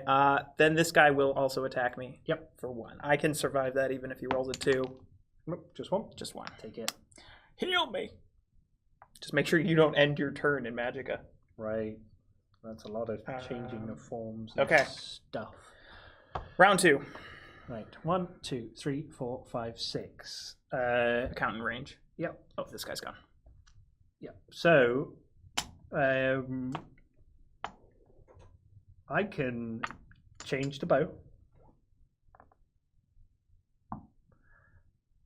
Shoot one of these guys, ignoring its armor, and it's double range because it's my first attack of the turn. Then change to restoration to heal you, and then figure out what my life is choices are after that. I think sounds good. So that's a fatigue to change. I'm then going to do 3 proficiency is all I can roll whilst I'm in that. There's nothing else to roll. I've got nothing from here, but the first attack is there. So I'm ignoring armor. So I'm going for this one for the Nord Pyromancer. Okay. Come on, we can do this.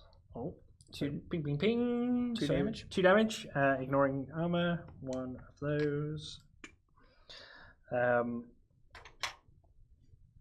Okay, so that goes into my thing. I now need to change form to do some magic, which is a thing there.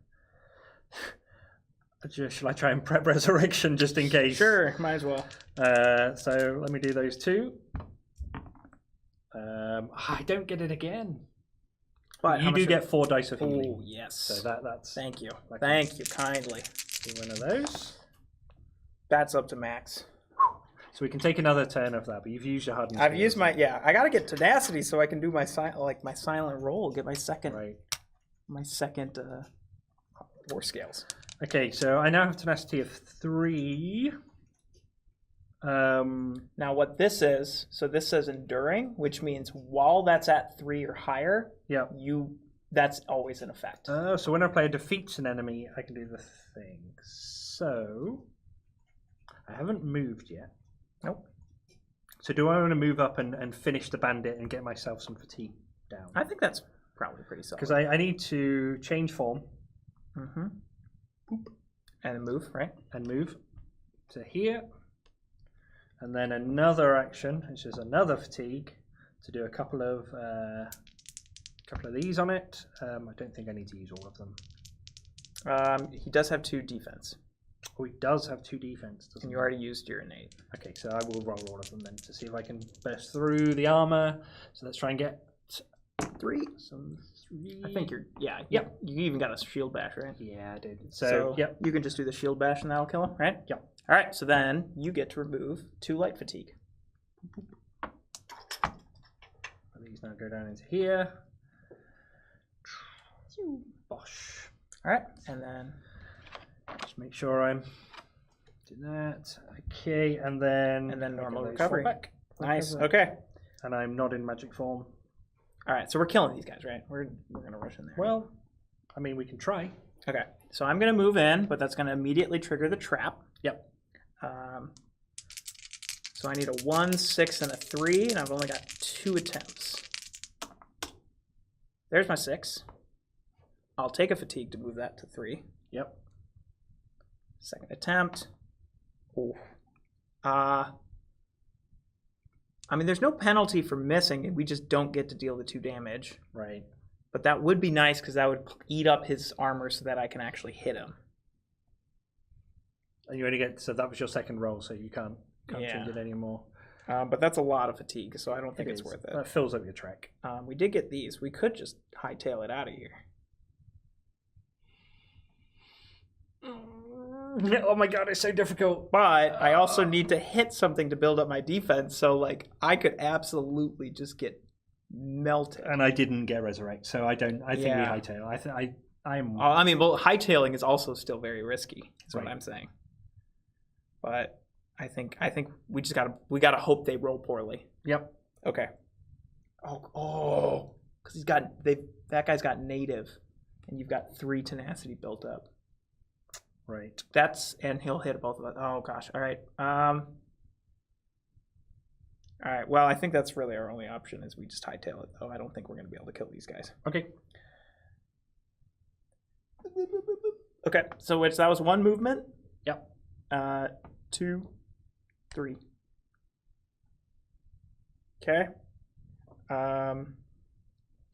For anybody I'll worrying roll about this. monsters being so. I'll roll this. So scary. Yep. Okay, so I can go untargetable next turn. So I just got to survive till next turn. Okay, you can go on targetable next turn. Okay. All right. So they're gonna go. Yep. 1, 2, 3, 4, 5. 1, 2, 3, 4, 5. So he can hit both of us. Yep. So he rolls both and then applies it to both of us. Okay. So 3 damage to both. Yep. You have 3. So you take 3 true damage. Yep. 1, 2, 3. I can then- absorb 2 Oh, and take gosh. 1 more point of damage. Did you take the? Oh no, I fourth didn't one take your off? 4th Yep, one. yeah, Off. yeah, yeah. Gosh. And then this other guy can hit both of us. So he's gonna move 2, or he's just gonna move to 1, 2, 3, 4, 5. Well, on a side note, I and I might get my take 3 Berserker's damage. medallion back quicker than we There first you thought. go. There you go. Okay. So the question is, can we get out? I think we. Well, this guy's got to roll. So he's got to roll his 4. Oh, Do you want to do the honors? Oh my god, who's he targeting? Both of us. Oh my god. You gotta roll. You got. Oh. Oh no, that Gets 2. us. He gets us. He gets us. All right, we both die. Yep. So you get your Berserker's medallion back. I do. Okay. Dang So it. we tried to be slightly sneaky, but triggering that last room at that point with those so we 2 lose 20s. these. We don't get the encounter. We don't get this. Oh my gosh. Oh. Boo! Ooh, this game's too hard. Making this is way too hard. All right. So as you're in that dungeon, there's a lot of discussion about balancing the game and the game being too easy. That's So there we go. address that. So that tracks. So we had a chance at, again, either of those could have been slightly weaker. We could have, like, enemies flipped and gotten than the that. Yeah, they could have been. And I think if either one of them had been, we would have done okay. But even then, I mean, that was pretty rough. That was pretty rough. All right. So we get knocked down, but we get up again. Okay. So, Can I have my 2 more health back, please? yep. So we get our recovery. Yeah. So I get 3. So we recover up to how much? Our stamina? Our cooldown. Our cooldown on the health. Yep. Okay, so I only get up to 4. But I do get my medallion back. Now there is. I cannot actually. I'll have to admit, there is a ruling that I'm not 100% certain on. Mm-hmm. As to, I know the day counter increases. Yep. But I cannot remember if we are sort of pushed back to the last town or not. I don't think so. I think Okay. we hang out. The We player can power fate choose. testing will stay where we Yes, we can choose to take light fatigue to heal more if we want to. are. Sure. Which I mean, what is our next encounter likely Our to next be? encounter is, I mean, we're going to do a quest encounter, which is peaceful. We're going to just interact with this guy. Yep. And then we could just book it to the dungeon. I know we were kind of talking about getting more XP, but Didn't turn out so well last time. it didn't turn out so well. Okay. We could maybe see if there's like, you know, depending on what encounter, like, because delves are harder. Right. And chances of us getting a second delve in a row are pretty low. Okay. So we might get lucky, get another clash before we actually have to go to the dungeon. Sure. To get a little bit more of that sweet XP. Yep. Okay. All right. So yeah, we're on day 8. Should we just move in, do this quest? Yep. Okay. Let's do it. Peaceful one. I need a peaceful one after that. That was stressful. Now no, my hands are sweating. No experience though for this, unfortunately.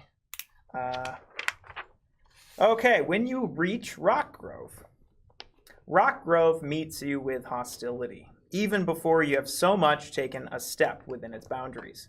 Fortunately, there seems to be a group of able-bodied marauders on the outskirts, curious more than aggressive. They seem ready for a good fight, so long as a good day's wages are involved, or if their recruiter has a particularly golden tongue. If you're willing to shell out, you'll probably need to settle for something cheaper or for nothing. Oh, sorry, if you're unwilling to shell out, you'll probably need to settle for something cheaper or for nothing at all. If you did not lose the trunk, which we miraculously did, set aside the following chips. You can look in here for, I think they should all be in there, an Argonian Marauder, an Altmer Marauder, or Altmer Bandit. So just Nord Marauder and a Dunmer Marauder. Nord. Dunmore. And what's the other one? Argonian, which I see right there, and Argonian. then Altmer. Altmer. Perfect. For each set-aside item, which I did, I was greedy, I took one. We have to flip one to its 1 point side. Okay. So these guys are going to help us in the final fight. But we're going to have to flip one of them to their 1 point side. Sure. This is pretty cool, having a little army. Yeah. Yep. Oh, yeah. I'm thinking maybe the Dunmer, because the Dunmer on his flip side still does 2 damage. Okay. Which means if we face anything with 1, we can still reliably use him. Yep.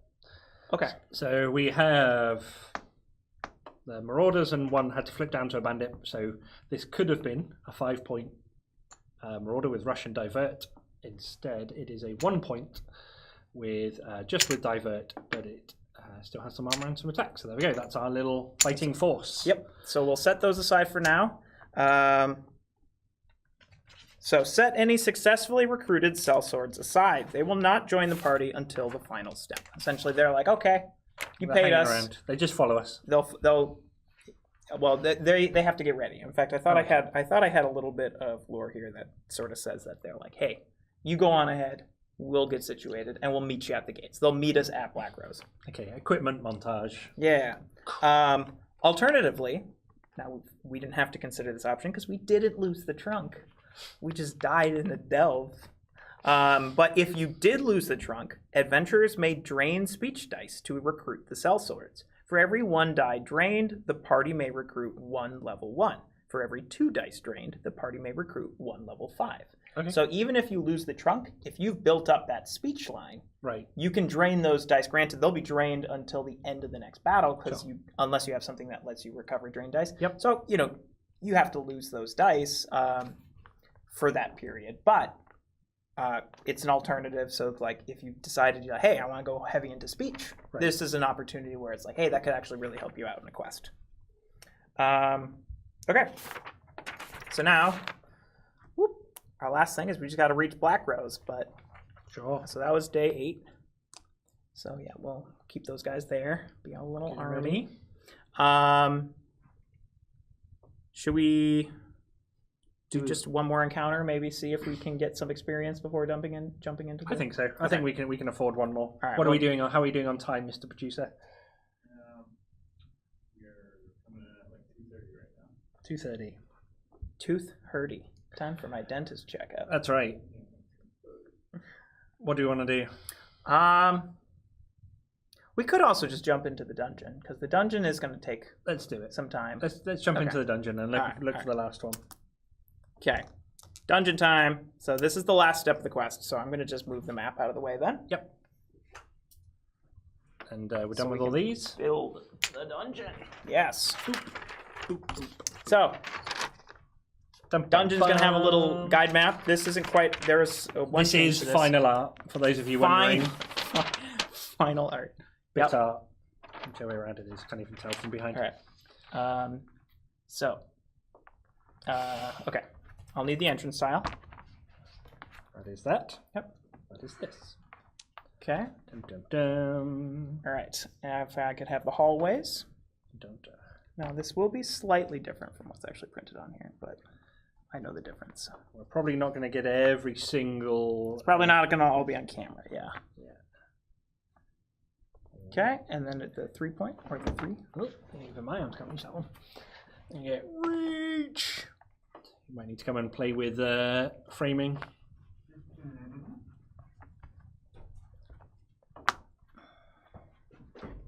Nice.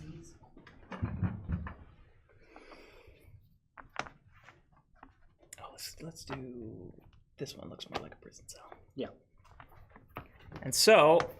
The actual delve tiles themselves, like what's on them, isn't going to matter. And that should be... Wait, what the heck? Wait a minute. Oh, because this goes like that. That's... No. Yep. What? Wait a minute. I'm confused. Rotate it. I've got something wrong here. There you go. You got that. And you got that. There we go. Do I have something wrong here? No, these are supposed to have 2... Oh, yeah. They're all one touching. No, that's outdated. Oh, is it? These should have 2 touching. Okay, I think that should. Perfect. That'll That'll do. Okay. All right. So then there's some chests. Now we can actually sort of to visually represent it. So this is each dungeon. Then is going to have its own sort of unique rules that sort of apply to the dungeon. So once I get these chests, How's the framing on this one? Andrew, are we... Where did all the chests... Okay, it's cool. We'll get there. This is the prison cell. So, yeah, prison cells, and then the courtyard. Yep. And hallways. Correct. So, what's going to happen in this one is that these prison cells, they are sort of locked by default. And... Yep. Yes. So the prison cells are locked by default. They're going to have units in them that are going to be prisoners that the raiding party is going to attempt to be unlocking. So until we know that they're actually locked, we don't have to, we'll sort of keep them disconnected. Because the moment an enemy moves onto one of those hexes, they are going to unlock that prison cell, and the enemies inside are going to become active. Sure. So let me read what I got here. When you reach Black Rose. Arriving at the Black Rose Gate, you hear a clash already underway. It seems Zeryl's liberators have already begun their assault. Reaching the prison yard, it seems most of the Blackguard's initial forces have fallen to the invaders, but the cells are still intact. The interlopers' top priority will likely to be breaking open the cells to strengthen their numbers, but you don't want Zeryl to slip away in the chaos. So we've got ourselves, I'll put that on the close-up camera. We've got ourselves a quest enemy. Ooh. So that is our quest enemy. We're going to place him on Hex A, which is over here with no health because he's not currently active. Yep. Okay. Place an Altmer, if you want to look in here, for the Altmer Necromancer. It's on the back side of the Lich. So if you find the Lich, it's the same chip. Yep. And place that. That'll go here. Okay, where was I? All right. After placing initial enemies, place additional level 1 enemies until all hexes up to hex 6 have been occupied, which our enemy pool is 17. 17 times 2 is 34. 34. So that's going to be a 20. 20. This guy goes there. Okay, 20, a 10, and 4 ones. 4 ones. So I think we'll need to spawn one more 1-pointer. Because it has to go up to 6. Okay. Boop, boop, boop, boop. Yeah, because this is 5, so then I'll just grab one more. All right. So, we'll go ahead and spawn these. So we've got. Oh, jeez. Okay, what's your proficiency stat? 4. So this guy, he starts with 5 health, but he's got colossal, which means his health is increased by the highest proficiency stat in the party. So he's going to be at 9. Thanks a lot. So he goes here because this is outdated too. Next one. So he's guarding. He's not guarding anything. No, they're going to rush into the prison to try and unlock those cells. Okay. 2. So the thought behind this one is it more to quickly knock out the people trying to open them, or is there a different? Can we get past and we can get past and try and block them, because if we can block them from reaching a cell, they're always going to try and move to the closest cell that they have a route to. Right. So if we can like cut off their route, then they might go a different way. Yep. And that takes them longer, and maybe we can reach around and cut them off there. Okay. But they will move through each other. They just won't end on an occupying spot. Okay. So let's see. Got this guy. This guy's got 5 health. Next guy's got 4 health. This is a big group. It is a big group, but we've got forces. Oh, that's true. We've got reinforcements. Got a whole army. Going to pass me that stack, and I'll do these. The what? The stack of health behind the bag. Oh, yeah. We will only deploy them one at a time, though. So like one per round. So we'll want to choose who we want. I thought we had an army. Yeah, they're trickling in. Okay. They were. Whoa.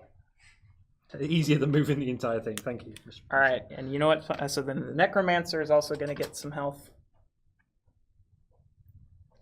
All right, you know what's my favorite part? What? Let's see, where is it? After placing, okay, then build a second enemy pool, placing them without health on star hexes. Place one in each cell in numerical order before cycling back to the first. So what was our enemy pool again? 34. 34. 20, 10, and 4 ones. Yeah, let's do it again. But hey, you know, we've already proven we can fight a double enemy pool. So the 20. We've already proven that. So let's Orc just Brigand. And our 10 is a Dunmer Sentry. Okay. Boop. All right. Bop, bop, bop, bop, bop, bop. Sorry. All right. So round 1. So where do we all deploy? We are arriving at this monstrosity. Not in the best of shape. Not in the best of shape. We probably should have taken. Yeah, we should have. All right. But we've got our little buddy. He's going to join us in round 1, and we'll get new buddies at the start of each round. Okay. Wait. I think that should be there. That should be there. Yep. Yeah. Okay. So they can't get there in one. Well, this guy can. It's meant to be that there's one baddie that can get to a cell in one move. Okay. Like for each of the 3 cells. So it's sort of the question is, who do we try and target, burst down? Well, I think this one needs to die. Yeah. Okay. Okay. I feel like I'm going to be using my my medallion pretty. Okay. That guy doesn't have divert though. That's good. Yep. Okay, because I can maybe burst that guy with magic. Oh yeah. Okay. And we've got a. And he's got 4 range, so he can chip away at that guy too. Yep. And I've got a bow, and we've all got bows. Okay. So do I? So the question is 1, 2, 3, 4. So the good news though is once, I forget his name because we did just recently change his name. Yep. It's like Zero. Once 0 is unlocked, though, we get to set the round counter back by 1. Oh. So we do have a little bit extra time once that happens. Okay. Well, I'm starting with my claymore. Okay. And we'll figure it out after that. Because I'm going to go in. My plan is to go in here, try and do as much damage here to see if we can get this guy close, and then figure out if we can take those. So fun fact, though, rally. Yes. Is if there are other active enemies on the fight when a guy with rally dies, he's completely removed from the board and then spawns the next level down on his spot. So he'll spawn a 5. Also, fun fact, necromancy.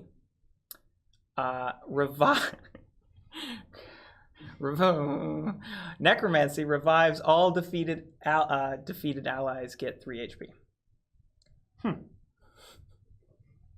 Okay. So Do we need to say that one down first? yeah, we might want to. I can't do everything. I mean, why can't you? why can't I? Take a Berserker's medallion, do everything. Yeah, I guess that's true. I can try. So I do feel like this one is pretty important to, Okay. to start. I should be able to kill that guy with magic. Okay. But then he'll revive.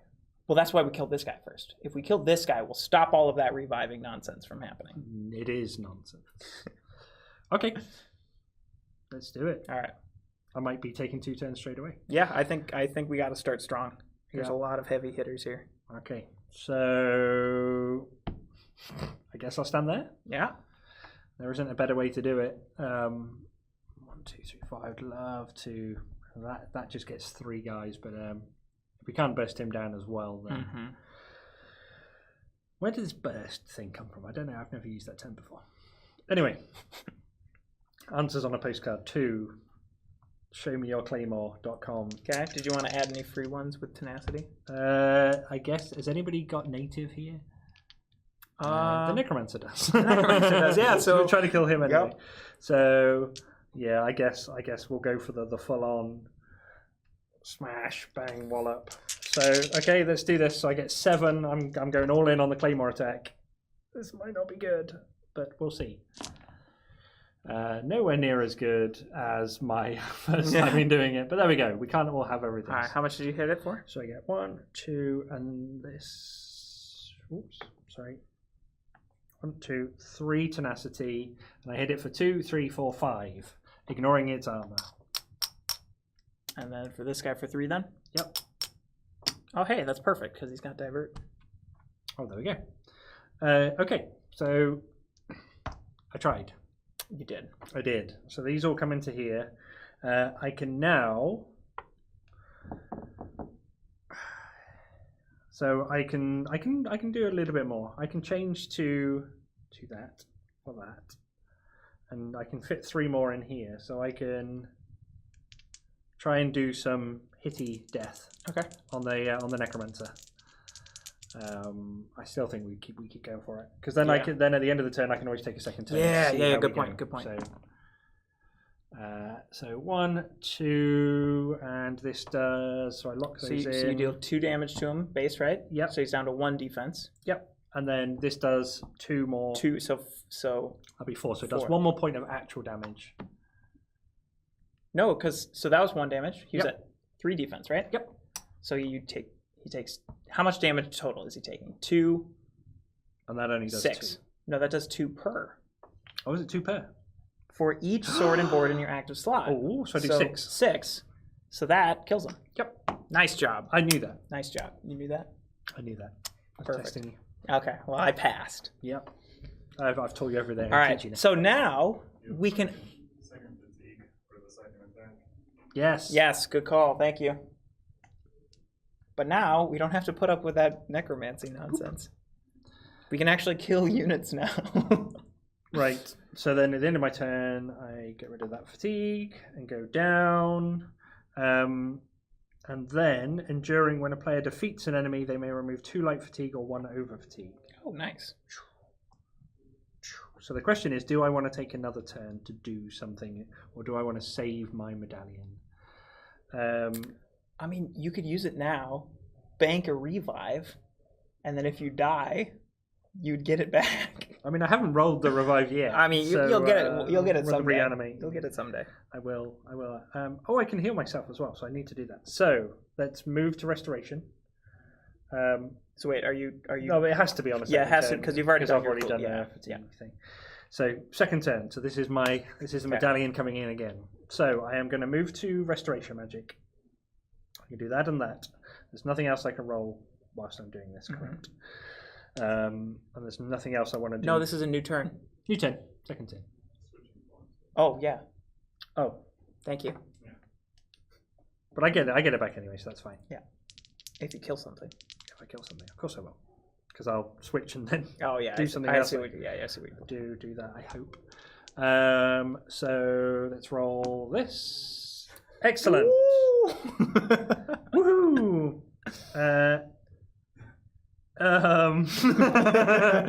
Okay, I am going to do a leap.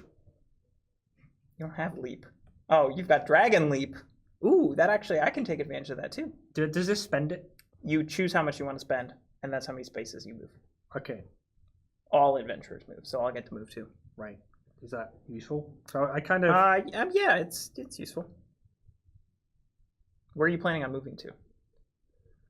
That's a good question, because if I need to stay on this to get my fatigue back, but I could get closer into here, and then decide. I guess I could use my searing strike at that point. So I could use 3. 1, 2, 3. I could go. Not that I need to block one of those.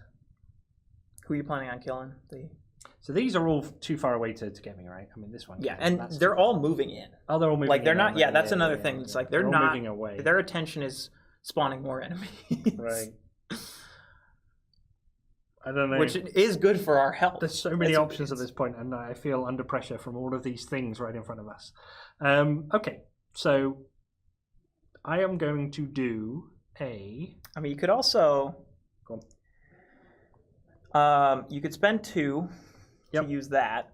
I would get to roll 2, because I'm in magical form, so my range is 4. So I could roll 2 dice against that dude, for example, and ping him. You could roll 2 against this guy. That would still be your first attack this turn. You'd kill him, and then you'd still be enduring, so you'd still get to recover. Let's do it. Yeah. Okay, so... All right, so I'll roll first, because it's in turn... Oh, no, you're first player, so in turn order. So you roll 2... Yep. So I'll hit the bandit. Yeah. Yep, 1 point. 1 point, because you're ignoring it. Yep, perfect. So we're moved up to 2 fatigue. And that's still another thing anyway. Oh no, I don't think those have. No, I don't. I don't think those are going to have. Yeah. Okay. I think tenacity is just going to be on. So I can do that. Okay. And then the end of my turn, unless there's anything else I want to do, which would be changing form and using 1 bash. Or just a second heal on myself. I could use it. I'm in range of healing. In fact, when do I do the fatigue? Let's do this in the right order, because this is very important. That's when you defeat him. That's when I defeat him. Which, you have already done, so that is gone. So that is gone, okay. But if you wanted to take another one back again, roll that other magic thing to heal me. Heal you? Fine. Oh, I thought you healed... Oh, no, you rolled a miss. That's why. I was thinking you already healed yourself. I'll no, heal you you. whiffed. You whiffed. Okay, so no, you won't. Okay. Get out of here with So for those of you that are wondering the balance... Oh, I still get to roll my... Yes. Okay. 1 point. Whee! All adds up. All right. Now I might leap. If you want to. Where are you leaping to?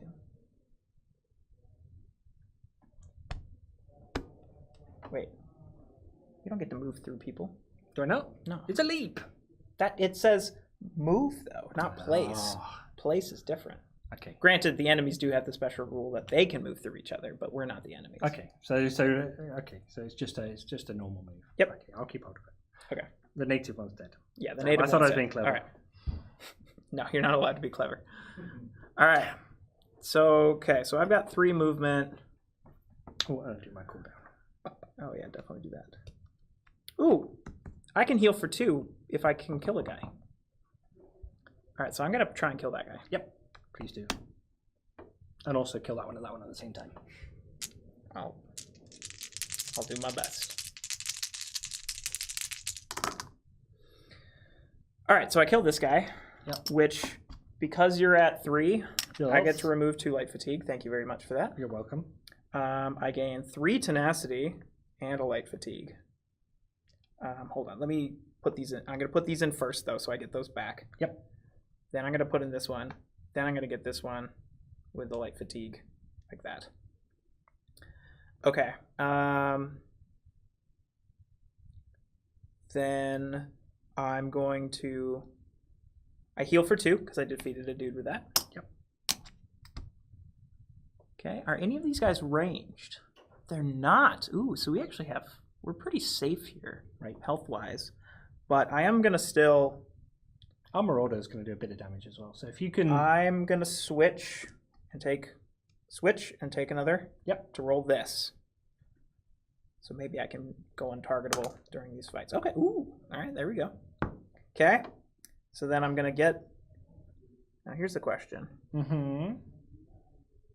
Yeah, I'm going to do that. I'm going to spend 3 fatigue to immediately take a cooldown because I've got endurance, immediately make a free recovery action, and then I'm going to end my turn and get those back. Yep. Okay. We're good. We are good. We are good. Okay. Altmer Marauder. So he's got 2 movement. Boom, boom. So does he have rush? He does. He does. So he's got a threat range. Rush. Sorry, not to interrupt you, but rush is in lieu of an attack, like an attack. Right. So yeah. So if he can't reach somebody to attack, he can move again. But he can. But he's got a threat of 4. So 1, 2, 3, 4. You can shoot that one, and that one. And the 1, mud 2, 3, crab. 4, and that one. So he's only got 2 attacks. Yeah. But he they all have does, 1. So he hits 2. Oh, 2. So most. and we get to choose. We so any targeting we get to choose, but he does still hit 2. Nice. So Mud Crab, I think, is 1 because of the stalwart, and then Stalker. Yep. Let's do it. Hey, all right. So 1 on each. 1 on each. Nice Because job, dude. Because of their armor. And again, we're not always calling out the armor, but we did two hits. Yeah. But they only took 1 damage each because they both have 1 shields. Yeah. They're a little bit tougher. Yep. Which is really good that we only had to downgrade one of these guys because. Yeah, if they came out with only 1 attack, they'd be pretty useless against most of these. Yeah, they'd be good for taking hits. That's about it. Which Divert is really good for that. Yes. All right. So now enemies are going to go. Who's got the highest?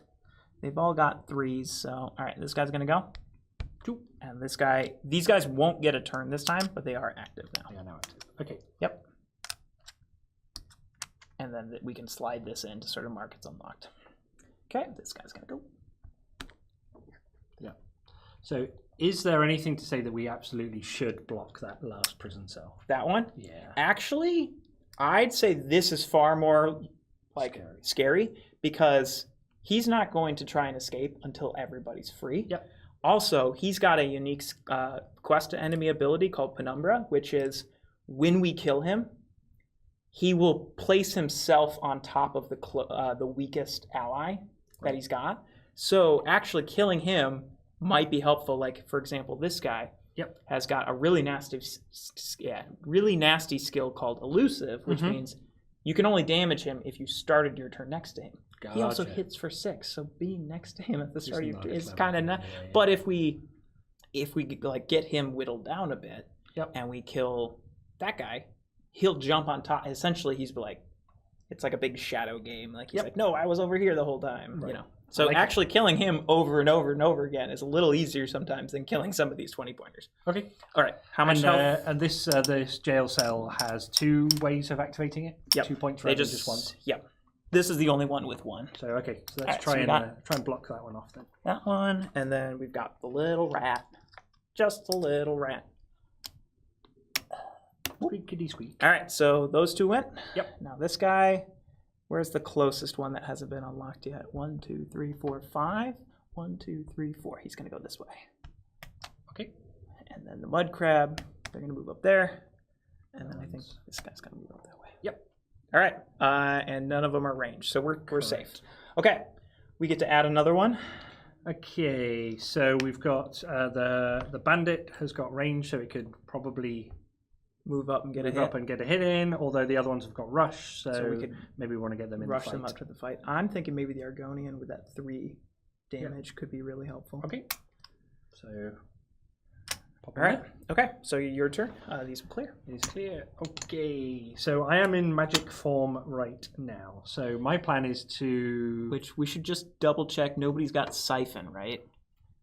I don't see any Siphon, so all right, we don't need to worry about that. Okay, cool. We learned our lesson last time. Yeah, totally. My plan is to run up and try and get in the way. Okay. Heal, but then also use my first shot to target the guy. The stalker? The stalker out of the way. and then hopefully leave you these guys to help take out the closer ones. Okay. But you might need to come up and help me block. Yeah. I also might try and go gunning for that guy, like try and intercept that guy, because if I'm untargetable, then you can start. Then I can like whack him. Yeah. 1, 2, 3, 4. So you unlock the cell. No, that's right. Yeah. Sorry, here's 1, 2, 3, 4. I guess I could go here.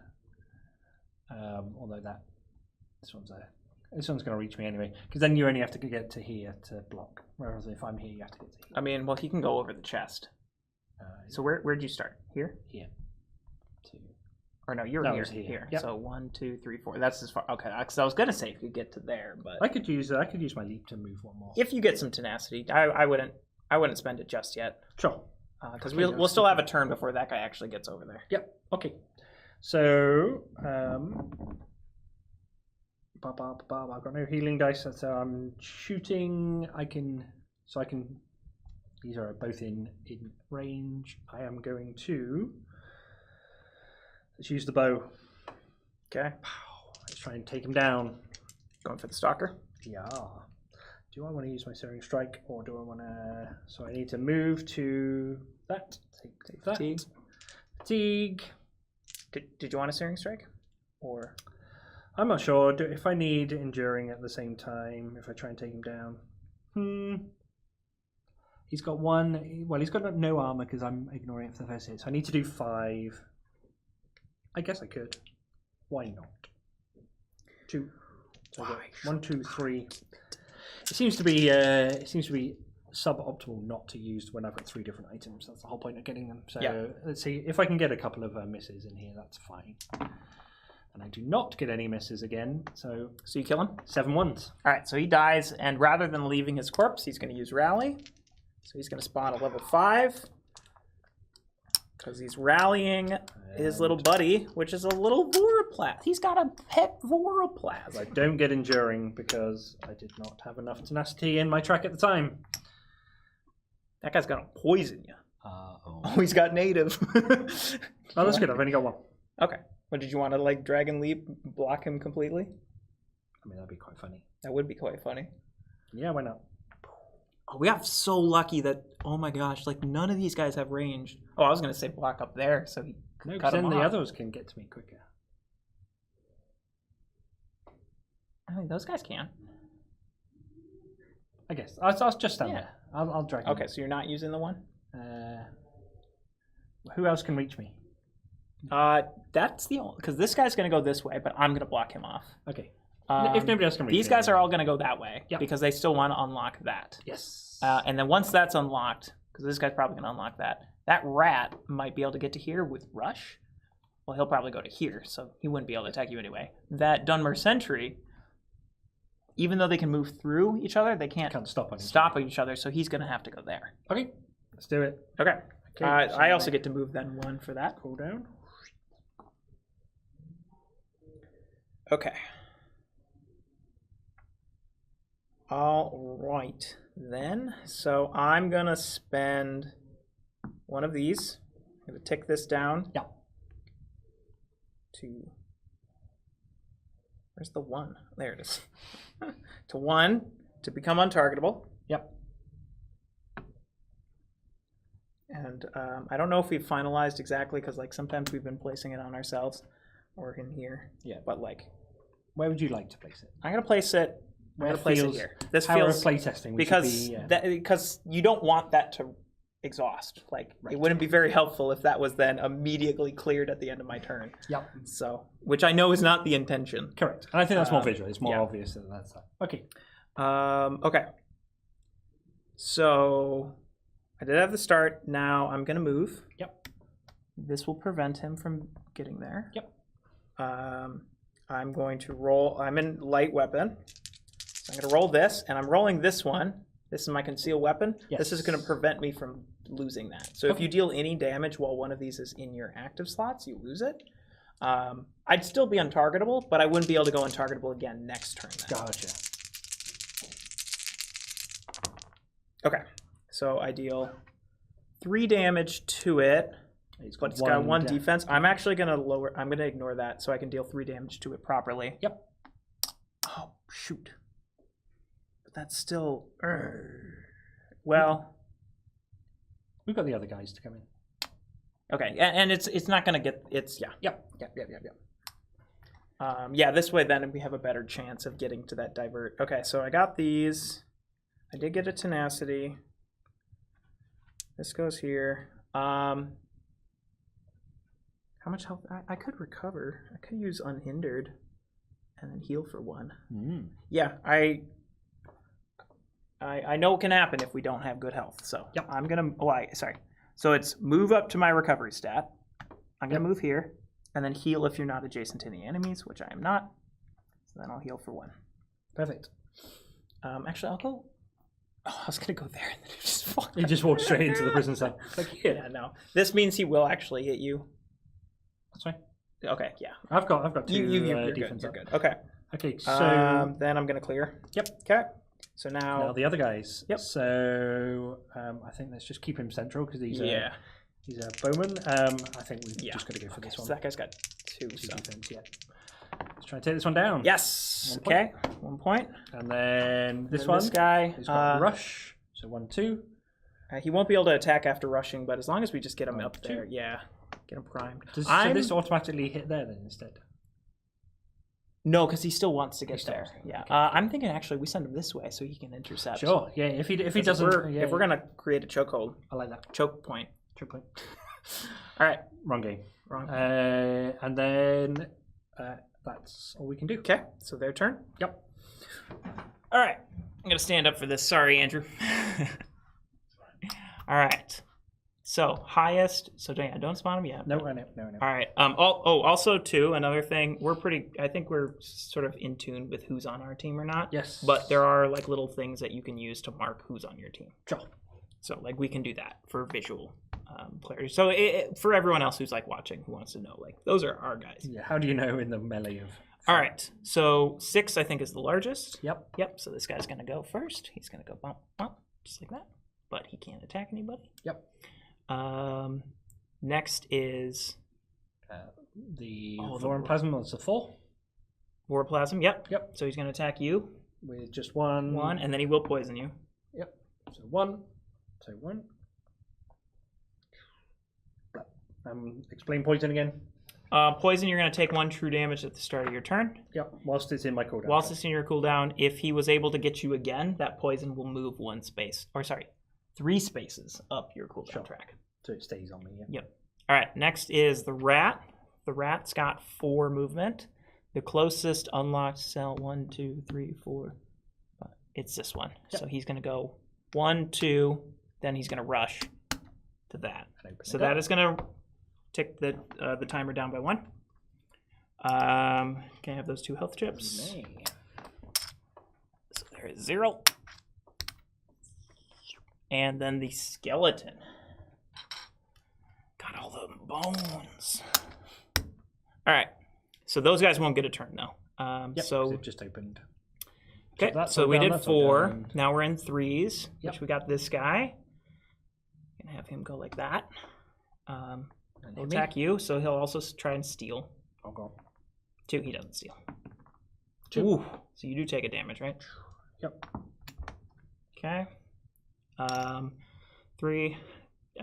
This guy is going to go 1, 2, because that's the last open cell. Yeah. So he's going to attack. We basically need to make a wall. Perfect. Doesn't hit this guy. This one. Comes out into the glade. Or we could have him go this way. Okay. Yeah. Actually. Oh yeah, because these can't attack. Well, no, because this is blocked. This is a blocked route. So this is the current route is this way. Gotcha. So yeah, actually he will go this way. Yep. Okay, and then this skeleton. And then the mud crab. The mud crab's like, oh, I just got to the party. All right. Okay, so that was the end of what was round 2. Got reset to round 1, so now we're back to round 2. Yep. So we can spawn our next little dude. Bloop. All right. Okay. Okay.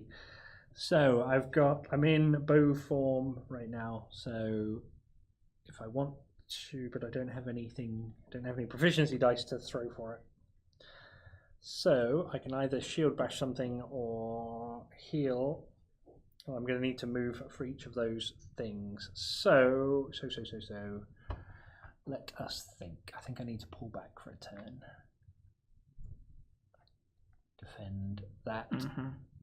And then if you want to maybe like focus, maybe heal up. Yeah, that's what I'm thinking. So I could probably kill the skeleton. Bloop. So that's for that. And then heal.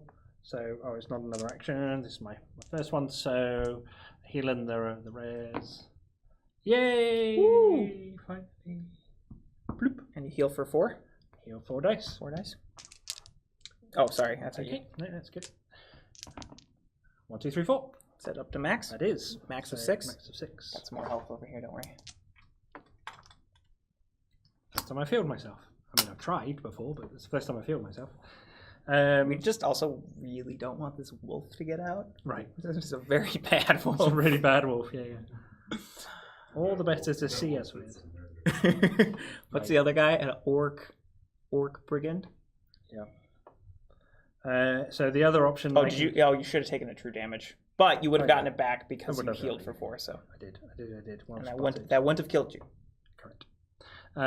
So do I want to change form again and use my shield bash to try and? No, because you don't have any dice for them to work off of. Correct. So I guess I'm done. All right. So here's the question: do I go untargetable again and leave you to just take all of those hits? Yes. Probably not. Oh well, okay? Because you get the revive. Yep. And that would reset your Berserker's medallion. Yes. Okay, I'll go untargetable again. I mean, who's going to reach you this turn? That's true. That's true. That skeleton. That's about it. So, do you want to use it on this? I mean, well, if I are you going to lose? Because I'm gonna lose it anyway. Because I'm gonna attack. So yeah. All right. So I'll switch to this. I need to hit it for 2. Just because I know I probably won't. And my magic is 4. I mean, we've got things with 3 attacks. Okay. Here we go. If you want to go for the. Nah, I kind of want to use. I want them to maybe take some shots at the mud crab or the voroplasm. Okay. All right. So I'm attacking the skeleton. Yep. Wait, no, actually, you're right. I could just try and kill that sentry. Do it. That might be better. Yeah. All right. I'll attack the sentry because he's in range. Yeah. Yep. In which case, I'm doing everything. Let's go.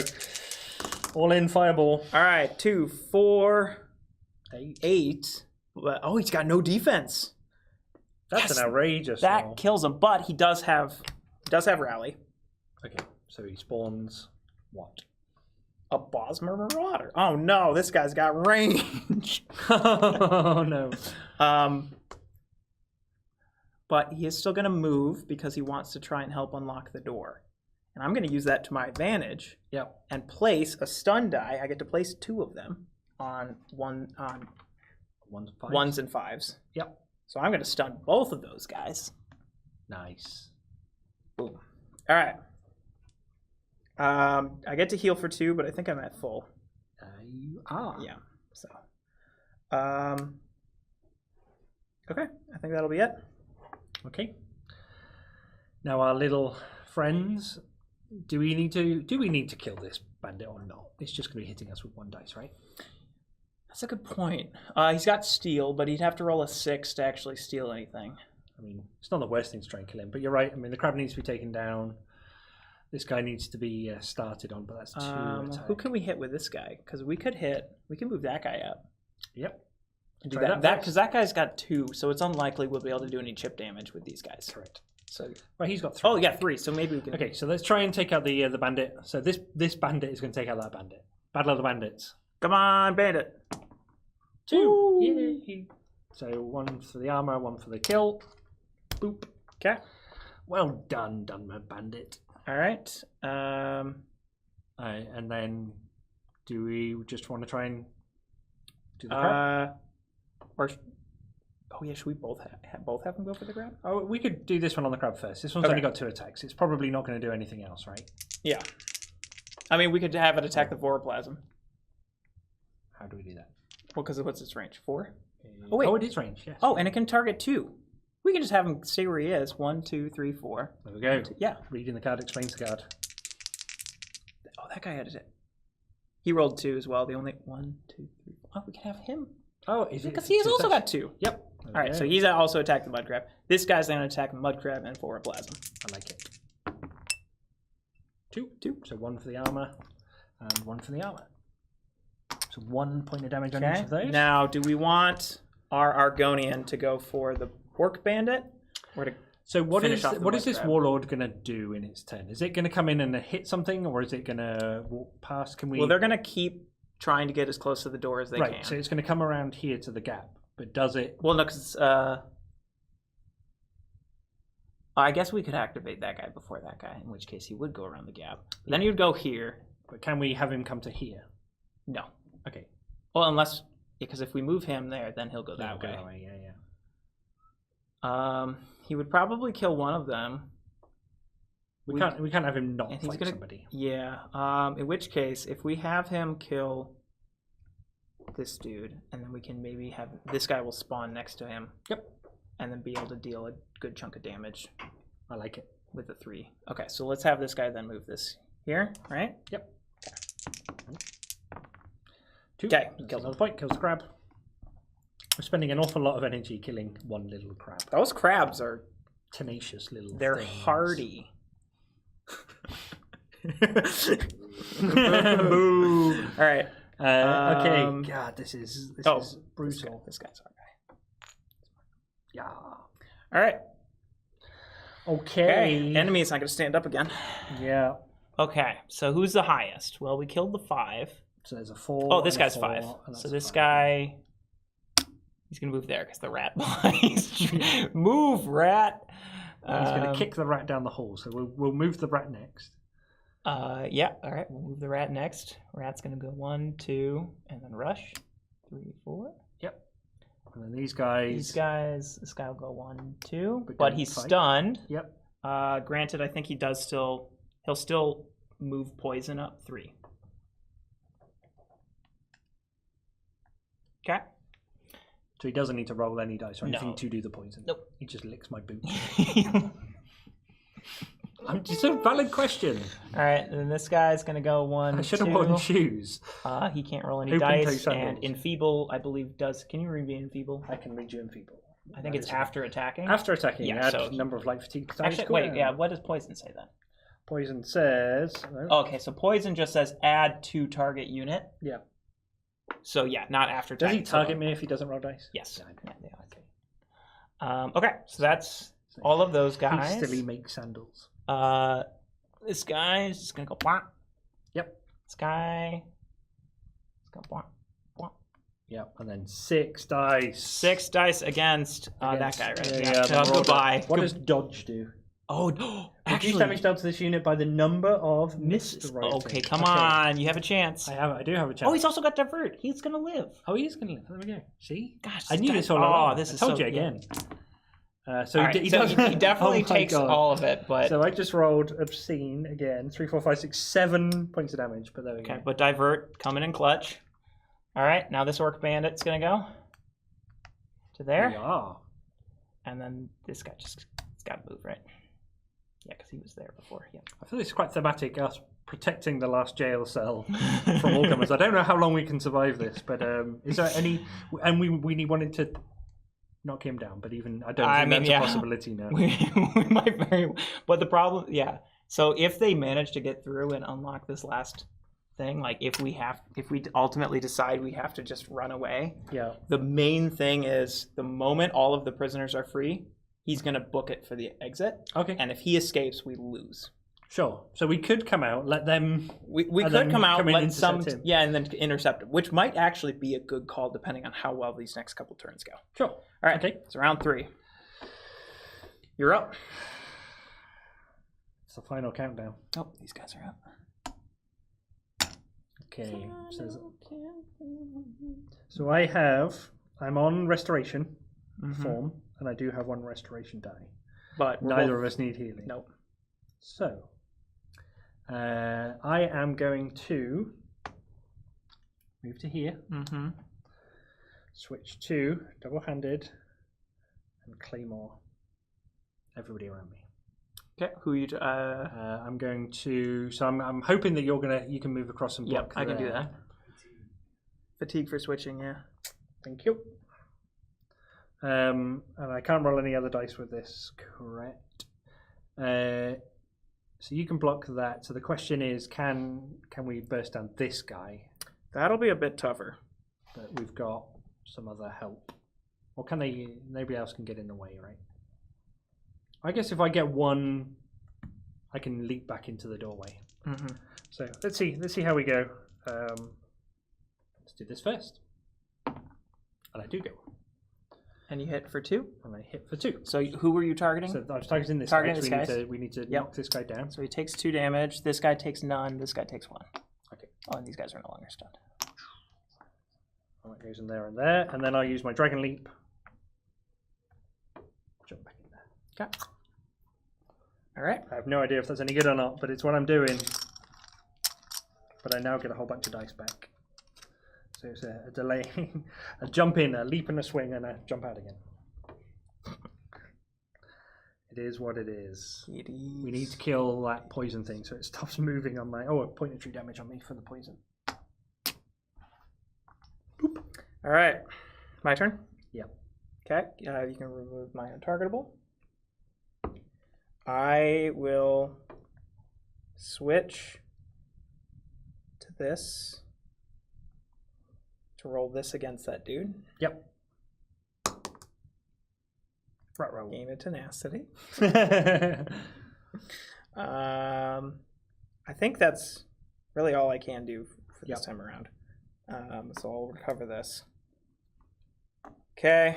Now our little army. Our little army. So this guy can't reach anybody. So these guys are both next to this dude, which means they can both attack him. Okay. So let's do 1 each. Yeah. 3 for you, 2 for me. Okay. Let's go. We got this. I got 1. I got 3, so 4 damage total. That's not bad. And weaken. Also, this guy can target a second dude. Oh yeah. Granted, we would have needed to make that decision before we rolled that. This guy. Oh no, because he's got 2. So I'm okay. That's the only other one that you can target. So. Or the rat. Oh, the rat. That's right. Okay. So this loses 1 tenacity. Aha! We got him. All right. This guy is melee, right? Mm-hmm. No, he's range. Oh, he's range. range? Okay. But he's got 2 dice. We can't target him because elusive. Yep. I'm thinking he needs to move if he wants to shoot more than 1. I'm thinking maybe we have him shoot the voroplasm and the rat. Okay. So if we comes and stands move in him here. No, because here 1, 2, 3. Yeah. 1, 2, 3. Yep. I like it. Okay. Neither. Oh, well, it's got. Yeah. 1. So the voroplasm doesn't take any, but the rat does. Okay. Okay. Now this Nord. Do we just want to rush to have him intercept something? I think so. Yeah, I think we have to. Well, he has to do a second move if he can't make it. Yeah. I'm thinking like here. Yep. Because then this guy will attack him, which means both, and he won't move because none of these spaces are closer. Right. So then both of these can still attack that guy. Next guy. Yeah. Okay. Okay, let's do it. All right. So enemies. Back I go. All right. This guy's got 5. Do we have another little token for this Okay. guy? So he's gonna. That has become very useful now that all 4 of them are on the board. Okay. 4s. Voroplasm licks my shoe. Licks your shoe. Well, he will attack you still. Well, he licked my shoe first. 1 point damage. Okay. This guy's gonna move in. Yep. He's gonna attack the 2 weakest, which is this guy. Yep. And me. And this guy. Oh, okay. Uh-oh. So that guy might die. Well, you might not though if you roll a miss. Roll a miss. No. Okay, so our buddy's dead. And this guy takes 1 damage. Okay. Next 4 is this rat, which I think at this point, if the rat... That's that 1, 2, that. That's the only way. That's the... Oh no, because that's blocked, isn't it? So I guess. Put him there. Yeah, put them there. They're all piling up. Okay, so that's all the 4s. Yeah. So then 3s. You can have this guy hang out here. So he's going to roll 6. If you want to do the honors. Sure. How many more do you need? 1 more? That's it. Okay, against the Nord.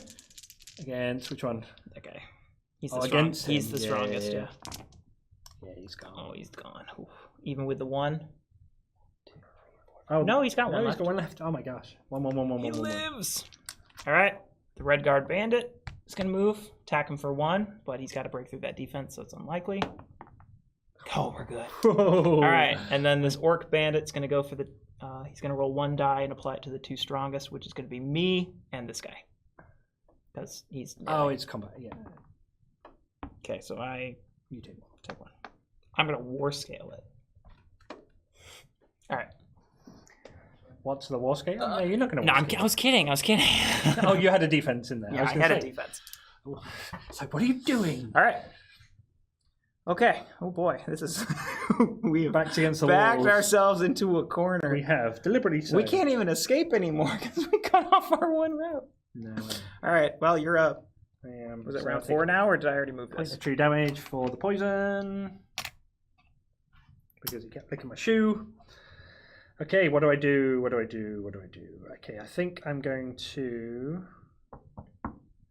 Is there any point in claymoring with just 2, or do I switch to one-handed?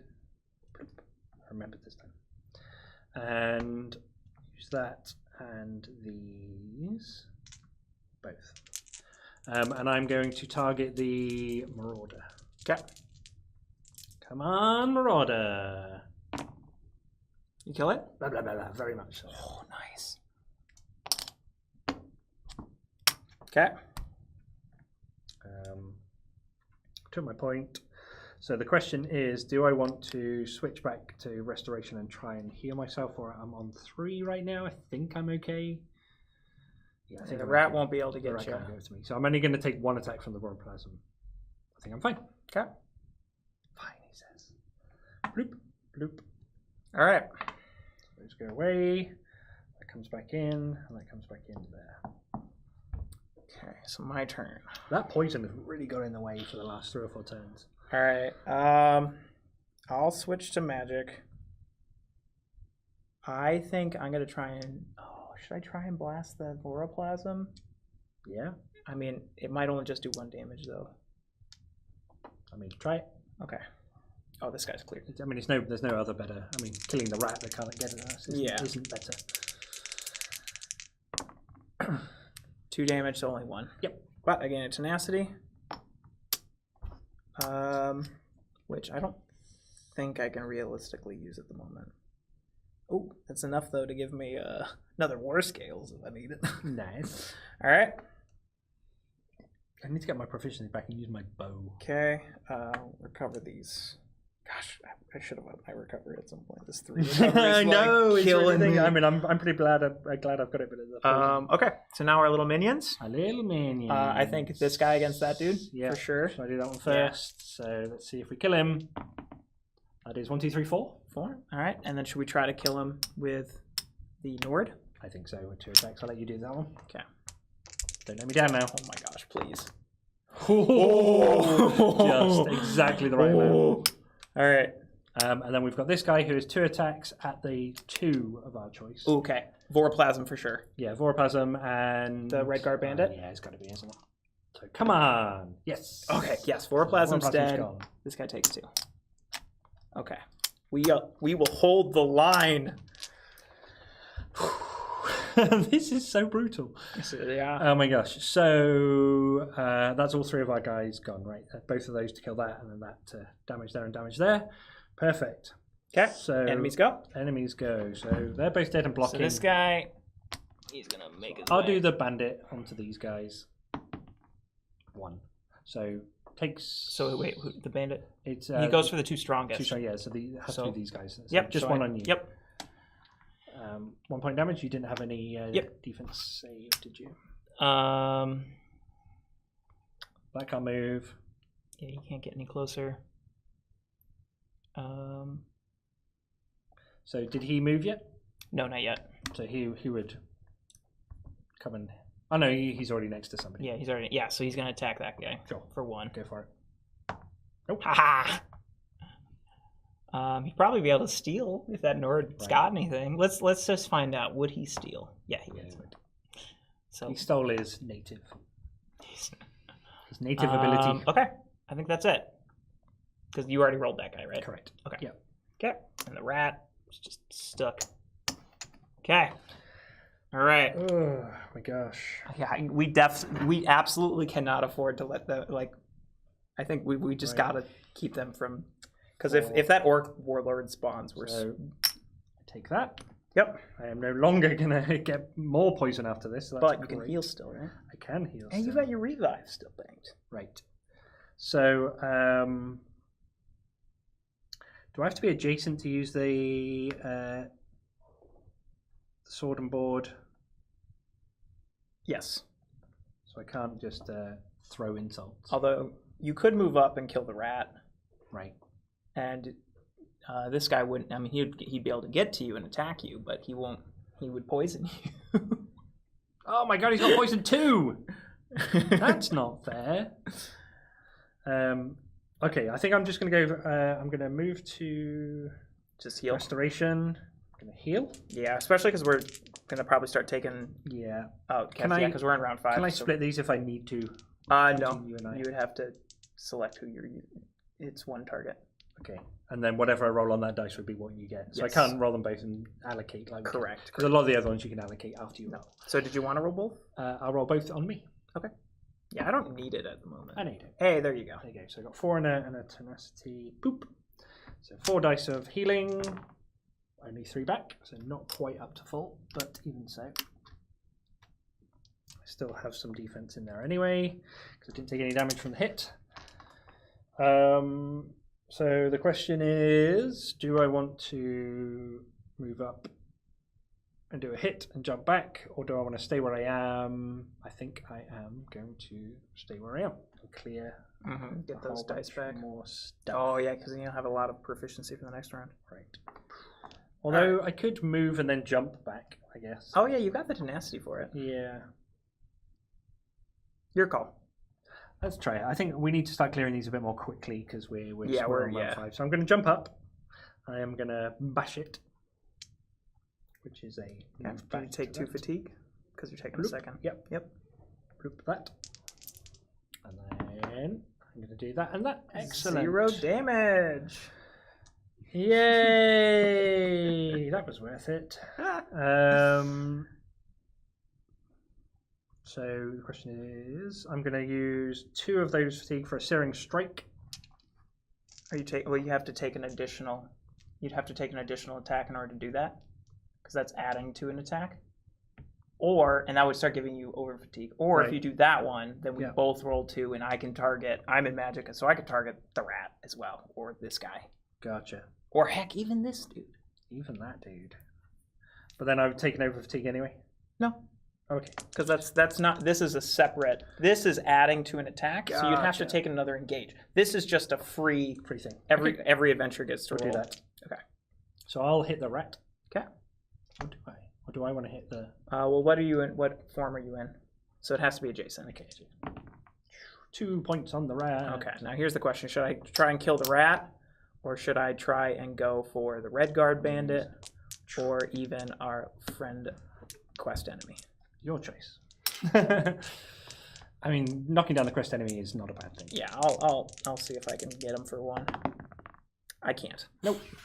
Well, it was a valiant try. All right. So. Okay, I'm done. Okay, clear your track. Then my turn. I'm going to target this orc bandit I'm next to. Yep. See if I can't whack him. So 2 damage. I will do my Scamp Crusher to ignore 2 of that. So, yep. I gain 2 fatigue. Or sorry, 1 fatigue, 2 tenacity. I'm gonna slot that in there before I do that. Yep. What can we do? So I feel like the threat of the baddies list. So how do we get? Okay, so I'm going to defend there. I'm going to spend 1, 2 to jump here. Yep. And kill this guy. Okay. With my leap. Sure. Yeah. No, I'm not. Sorry, I lied. I'm going to instead. I lied. So I'm going to give myself that 2 back. I'm going to spend 3 to do a free recovery. Okay. So I get more stuff next time. Yeah. So then I'll shift down. Then I get all that. Okay. That feels like a better. All right. Okay. Okay. Now our minions. Our little guys. So we've got. I mean. Ooh, I'm thinking. Oh no, because he can't get there in time. Right. Um. Can he move? Is he allowed to move away from there? Yeah, we can move him wherever we want. Okay. So we could move up and then go for these guys. Yes, let's do that. Let's do that because he's got a range of 3. 1, 2, 3. So two dice. For the bandit and the bandit's got no armor and Zyral's got 1 armor. Gosh, 1. darn so it! Nothing on Zyral again. That's fine. We're trying. All right. This guy has to move up. Yep, and just kill that. Plonk him on the head. Hang on, I'll do that one. Okay. 1 more. All right. I guess the this Nord. Guy, well, this guy hits both anyway. So. Oh, he hits both. Okay. Yeah. All right, Nord. Let's do it. Yay! We get this one. So 3 hits through the 2 armor. Oh, Nord coming in clutch, dude. Nice work, buddy. All right. Okay, that's all our dudes. Yes. Okay, enemies. This guy can only get up to there. Yep. Then this guy's gonna go here. Yep.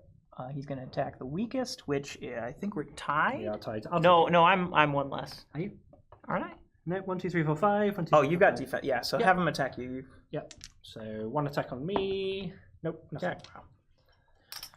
And then this skeleton's gonna move on up. All right. Okay, fatigue round. Adding over fatigue. So yeah. I'm gonna take 2 damage instead. Okay. And if I can get some misses going, Oh yeah, you I can can do that. I can get rid That's right. of 1 over fatigue. So. All right. Because I can still war scale something. Yeah.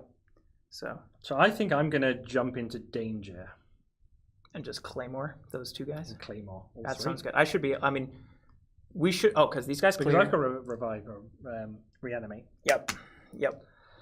So that's my plan. But this is my last. I haven't got any extra goes left. I'm kind of like taking that. So is it the start of the fatigue round? So I need to move into that form. Bloop. I need to move. Do you want to try and unlock that chest? I mean, I can if you want. We can't exactly afford the fatigue, I don't think. No. And I mean, yeah. Let's go. I got this. All right. Come on. And you're ignoring the defense on 0? Yes. Or, okay. Yeah. Of course on 0. Yeah, because they both got 1. Yeah. So okay, let's do this. 2 points of damage. Okay. That wasn't a particularly good roll. Oh, this is over now. So that's drained. Oh no. It's fine. All right. It is what it is. It is what it is. I don't think I want to move back 1. I guess I do, because then the skeleton doesn't get to fight. Oh, the skeleton will come out this way when to fight. No, I'll stay where I am. Okay. That's my move. I'm doing the thing. So that's drained. I can get that back if I've got misses. Oh, I get a miss. Because I had 1. Or did I add it? Did I add 1 or 2? Can you remember? Have I added that twice? Tell me in the chat. I'm not going to do anything with it until chat tells me. Did I already add my tenacity? Let's do a poll. 56%. 50% say, okay. Did Chesney cheat? Yes. Yes, did Chesney cheat? It is. There's a lot. I'm trying to look what's going on. All right. Okay, go. Clear your thing. Definitely want to do that. Oh, yeah. All right. So I am going to target 0. Yep. With my magic. With your magic. 4 damage. So he takes 3 damage. Yep. Okay. All right, and then this is a stun, which Can't do it on. I can't do it on the him. quest. It's not. I don't think it's really going to do any. Rat and skeleton, just Yeah, I mean, something just them. because. Yeah, but they're like. I don't think that skeleton's likely going to move. Well, I mean, he might actually be able to. No, because we're going to probably block him there. Yeah, so he's not going to be able to move. But he's stunned anyway. Okay, I was kind of hoping for a maim or something, but it's all good. Okay, so then that's it. Yep. Because I think we can use our buddies to kill the rat. Okay. All right. So I'm thinking of moving the Nord up there, because then move this guy. Yep. Yeah. So this one. So this one is arranged. So this one comes. Yeah. in. So Nord against the rat. Rat's That's dead. Xanmir Bandit against both of them. Okay. So this guy will apply the damage to this guy first. Yep. So this guy's gonna die, but then he's gonna use Penumbra. Yep. To whoop there, which you moved this guy up before we should have. Correct. Oh, okay. Because now, then we can move this guy up. Try and hit him again. Okay. Well, because he hasn't hit him yet. Yeah, That was gotcha. this guy. I see. Yeah, because this chip is gone when he does that. Because of the penumbra. Because of Penumbra. Yeah. And that's it. 1, 2, 3, 4. We did it. Woo! Wow. So backs against the wall worked for sure. Oh, yeah, especially in this one when they have the AI to sort of get to a certain spot. You can manipulate that. So they just. I do feel we've got quite lucky with our friends doing some real damage to the big scary guy. Yep. Oh, yeah, the Colossal dude. Because if he had gotten up to us like 6 damage, like, yeah, I could have war scaled that once, but. Oh my gosh. And that poison really clogged me up. That was okay. This wasn't even the end game. This was just like quest 2. Oh my god. As sweet as victory is, you cannot shake the bitter taste of helping the Black Guards maintain control over this facility. Perhaps one day someone will finally rid this place of their presence, but you console yourself with the thought that today, all that matters is 0 remains captured. You've rounded up the survivors and sent them back to the Fighters Guild for interrogation. But you've heard reports that some identify themselves as members of a group called Soldiers of the Void. Apparently, Zurich was being retrieved for some purpose of this group, which seems to have a center of operations nearby. You'll make sure the guild hears of this and wonder if it merits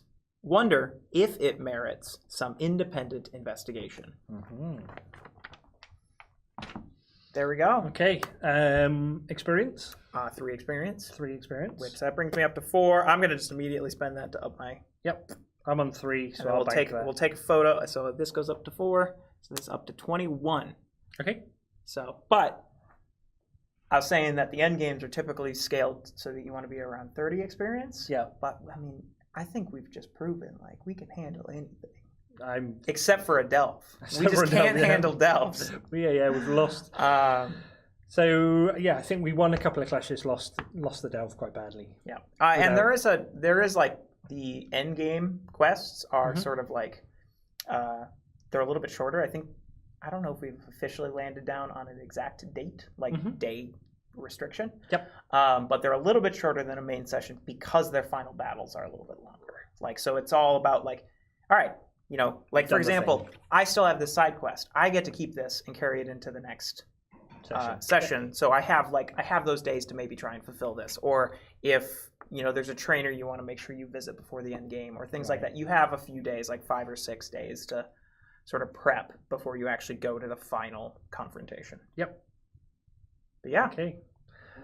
Well, excellent. Thank you very much. I hope that was all, you know, good and visible from wherever you're sitting at home watching this. And of course, like, I mean, as we were playing it, there was already things popping in my brain of like, okay, I'll need to make sure this rule gets clarified this week, you know. So if there's anyone watching that is currently like, oh, wow, what about that thing that happened? Chances are I was probably thinking of something similar at a few points. So to be clear, like all of it still to be refined, tweaked, subject to change. Yeah. And if you do have questions or do have comments, you know, please keep putting them in the chat. Please keep putting them in the comments on the campaign. We do try and read them all. If something is jarring with you, or if something comes up, just like the colors of the icons we had, we should make those changes. It does help us.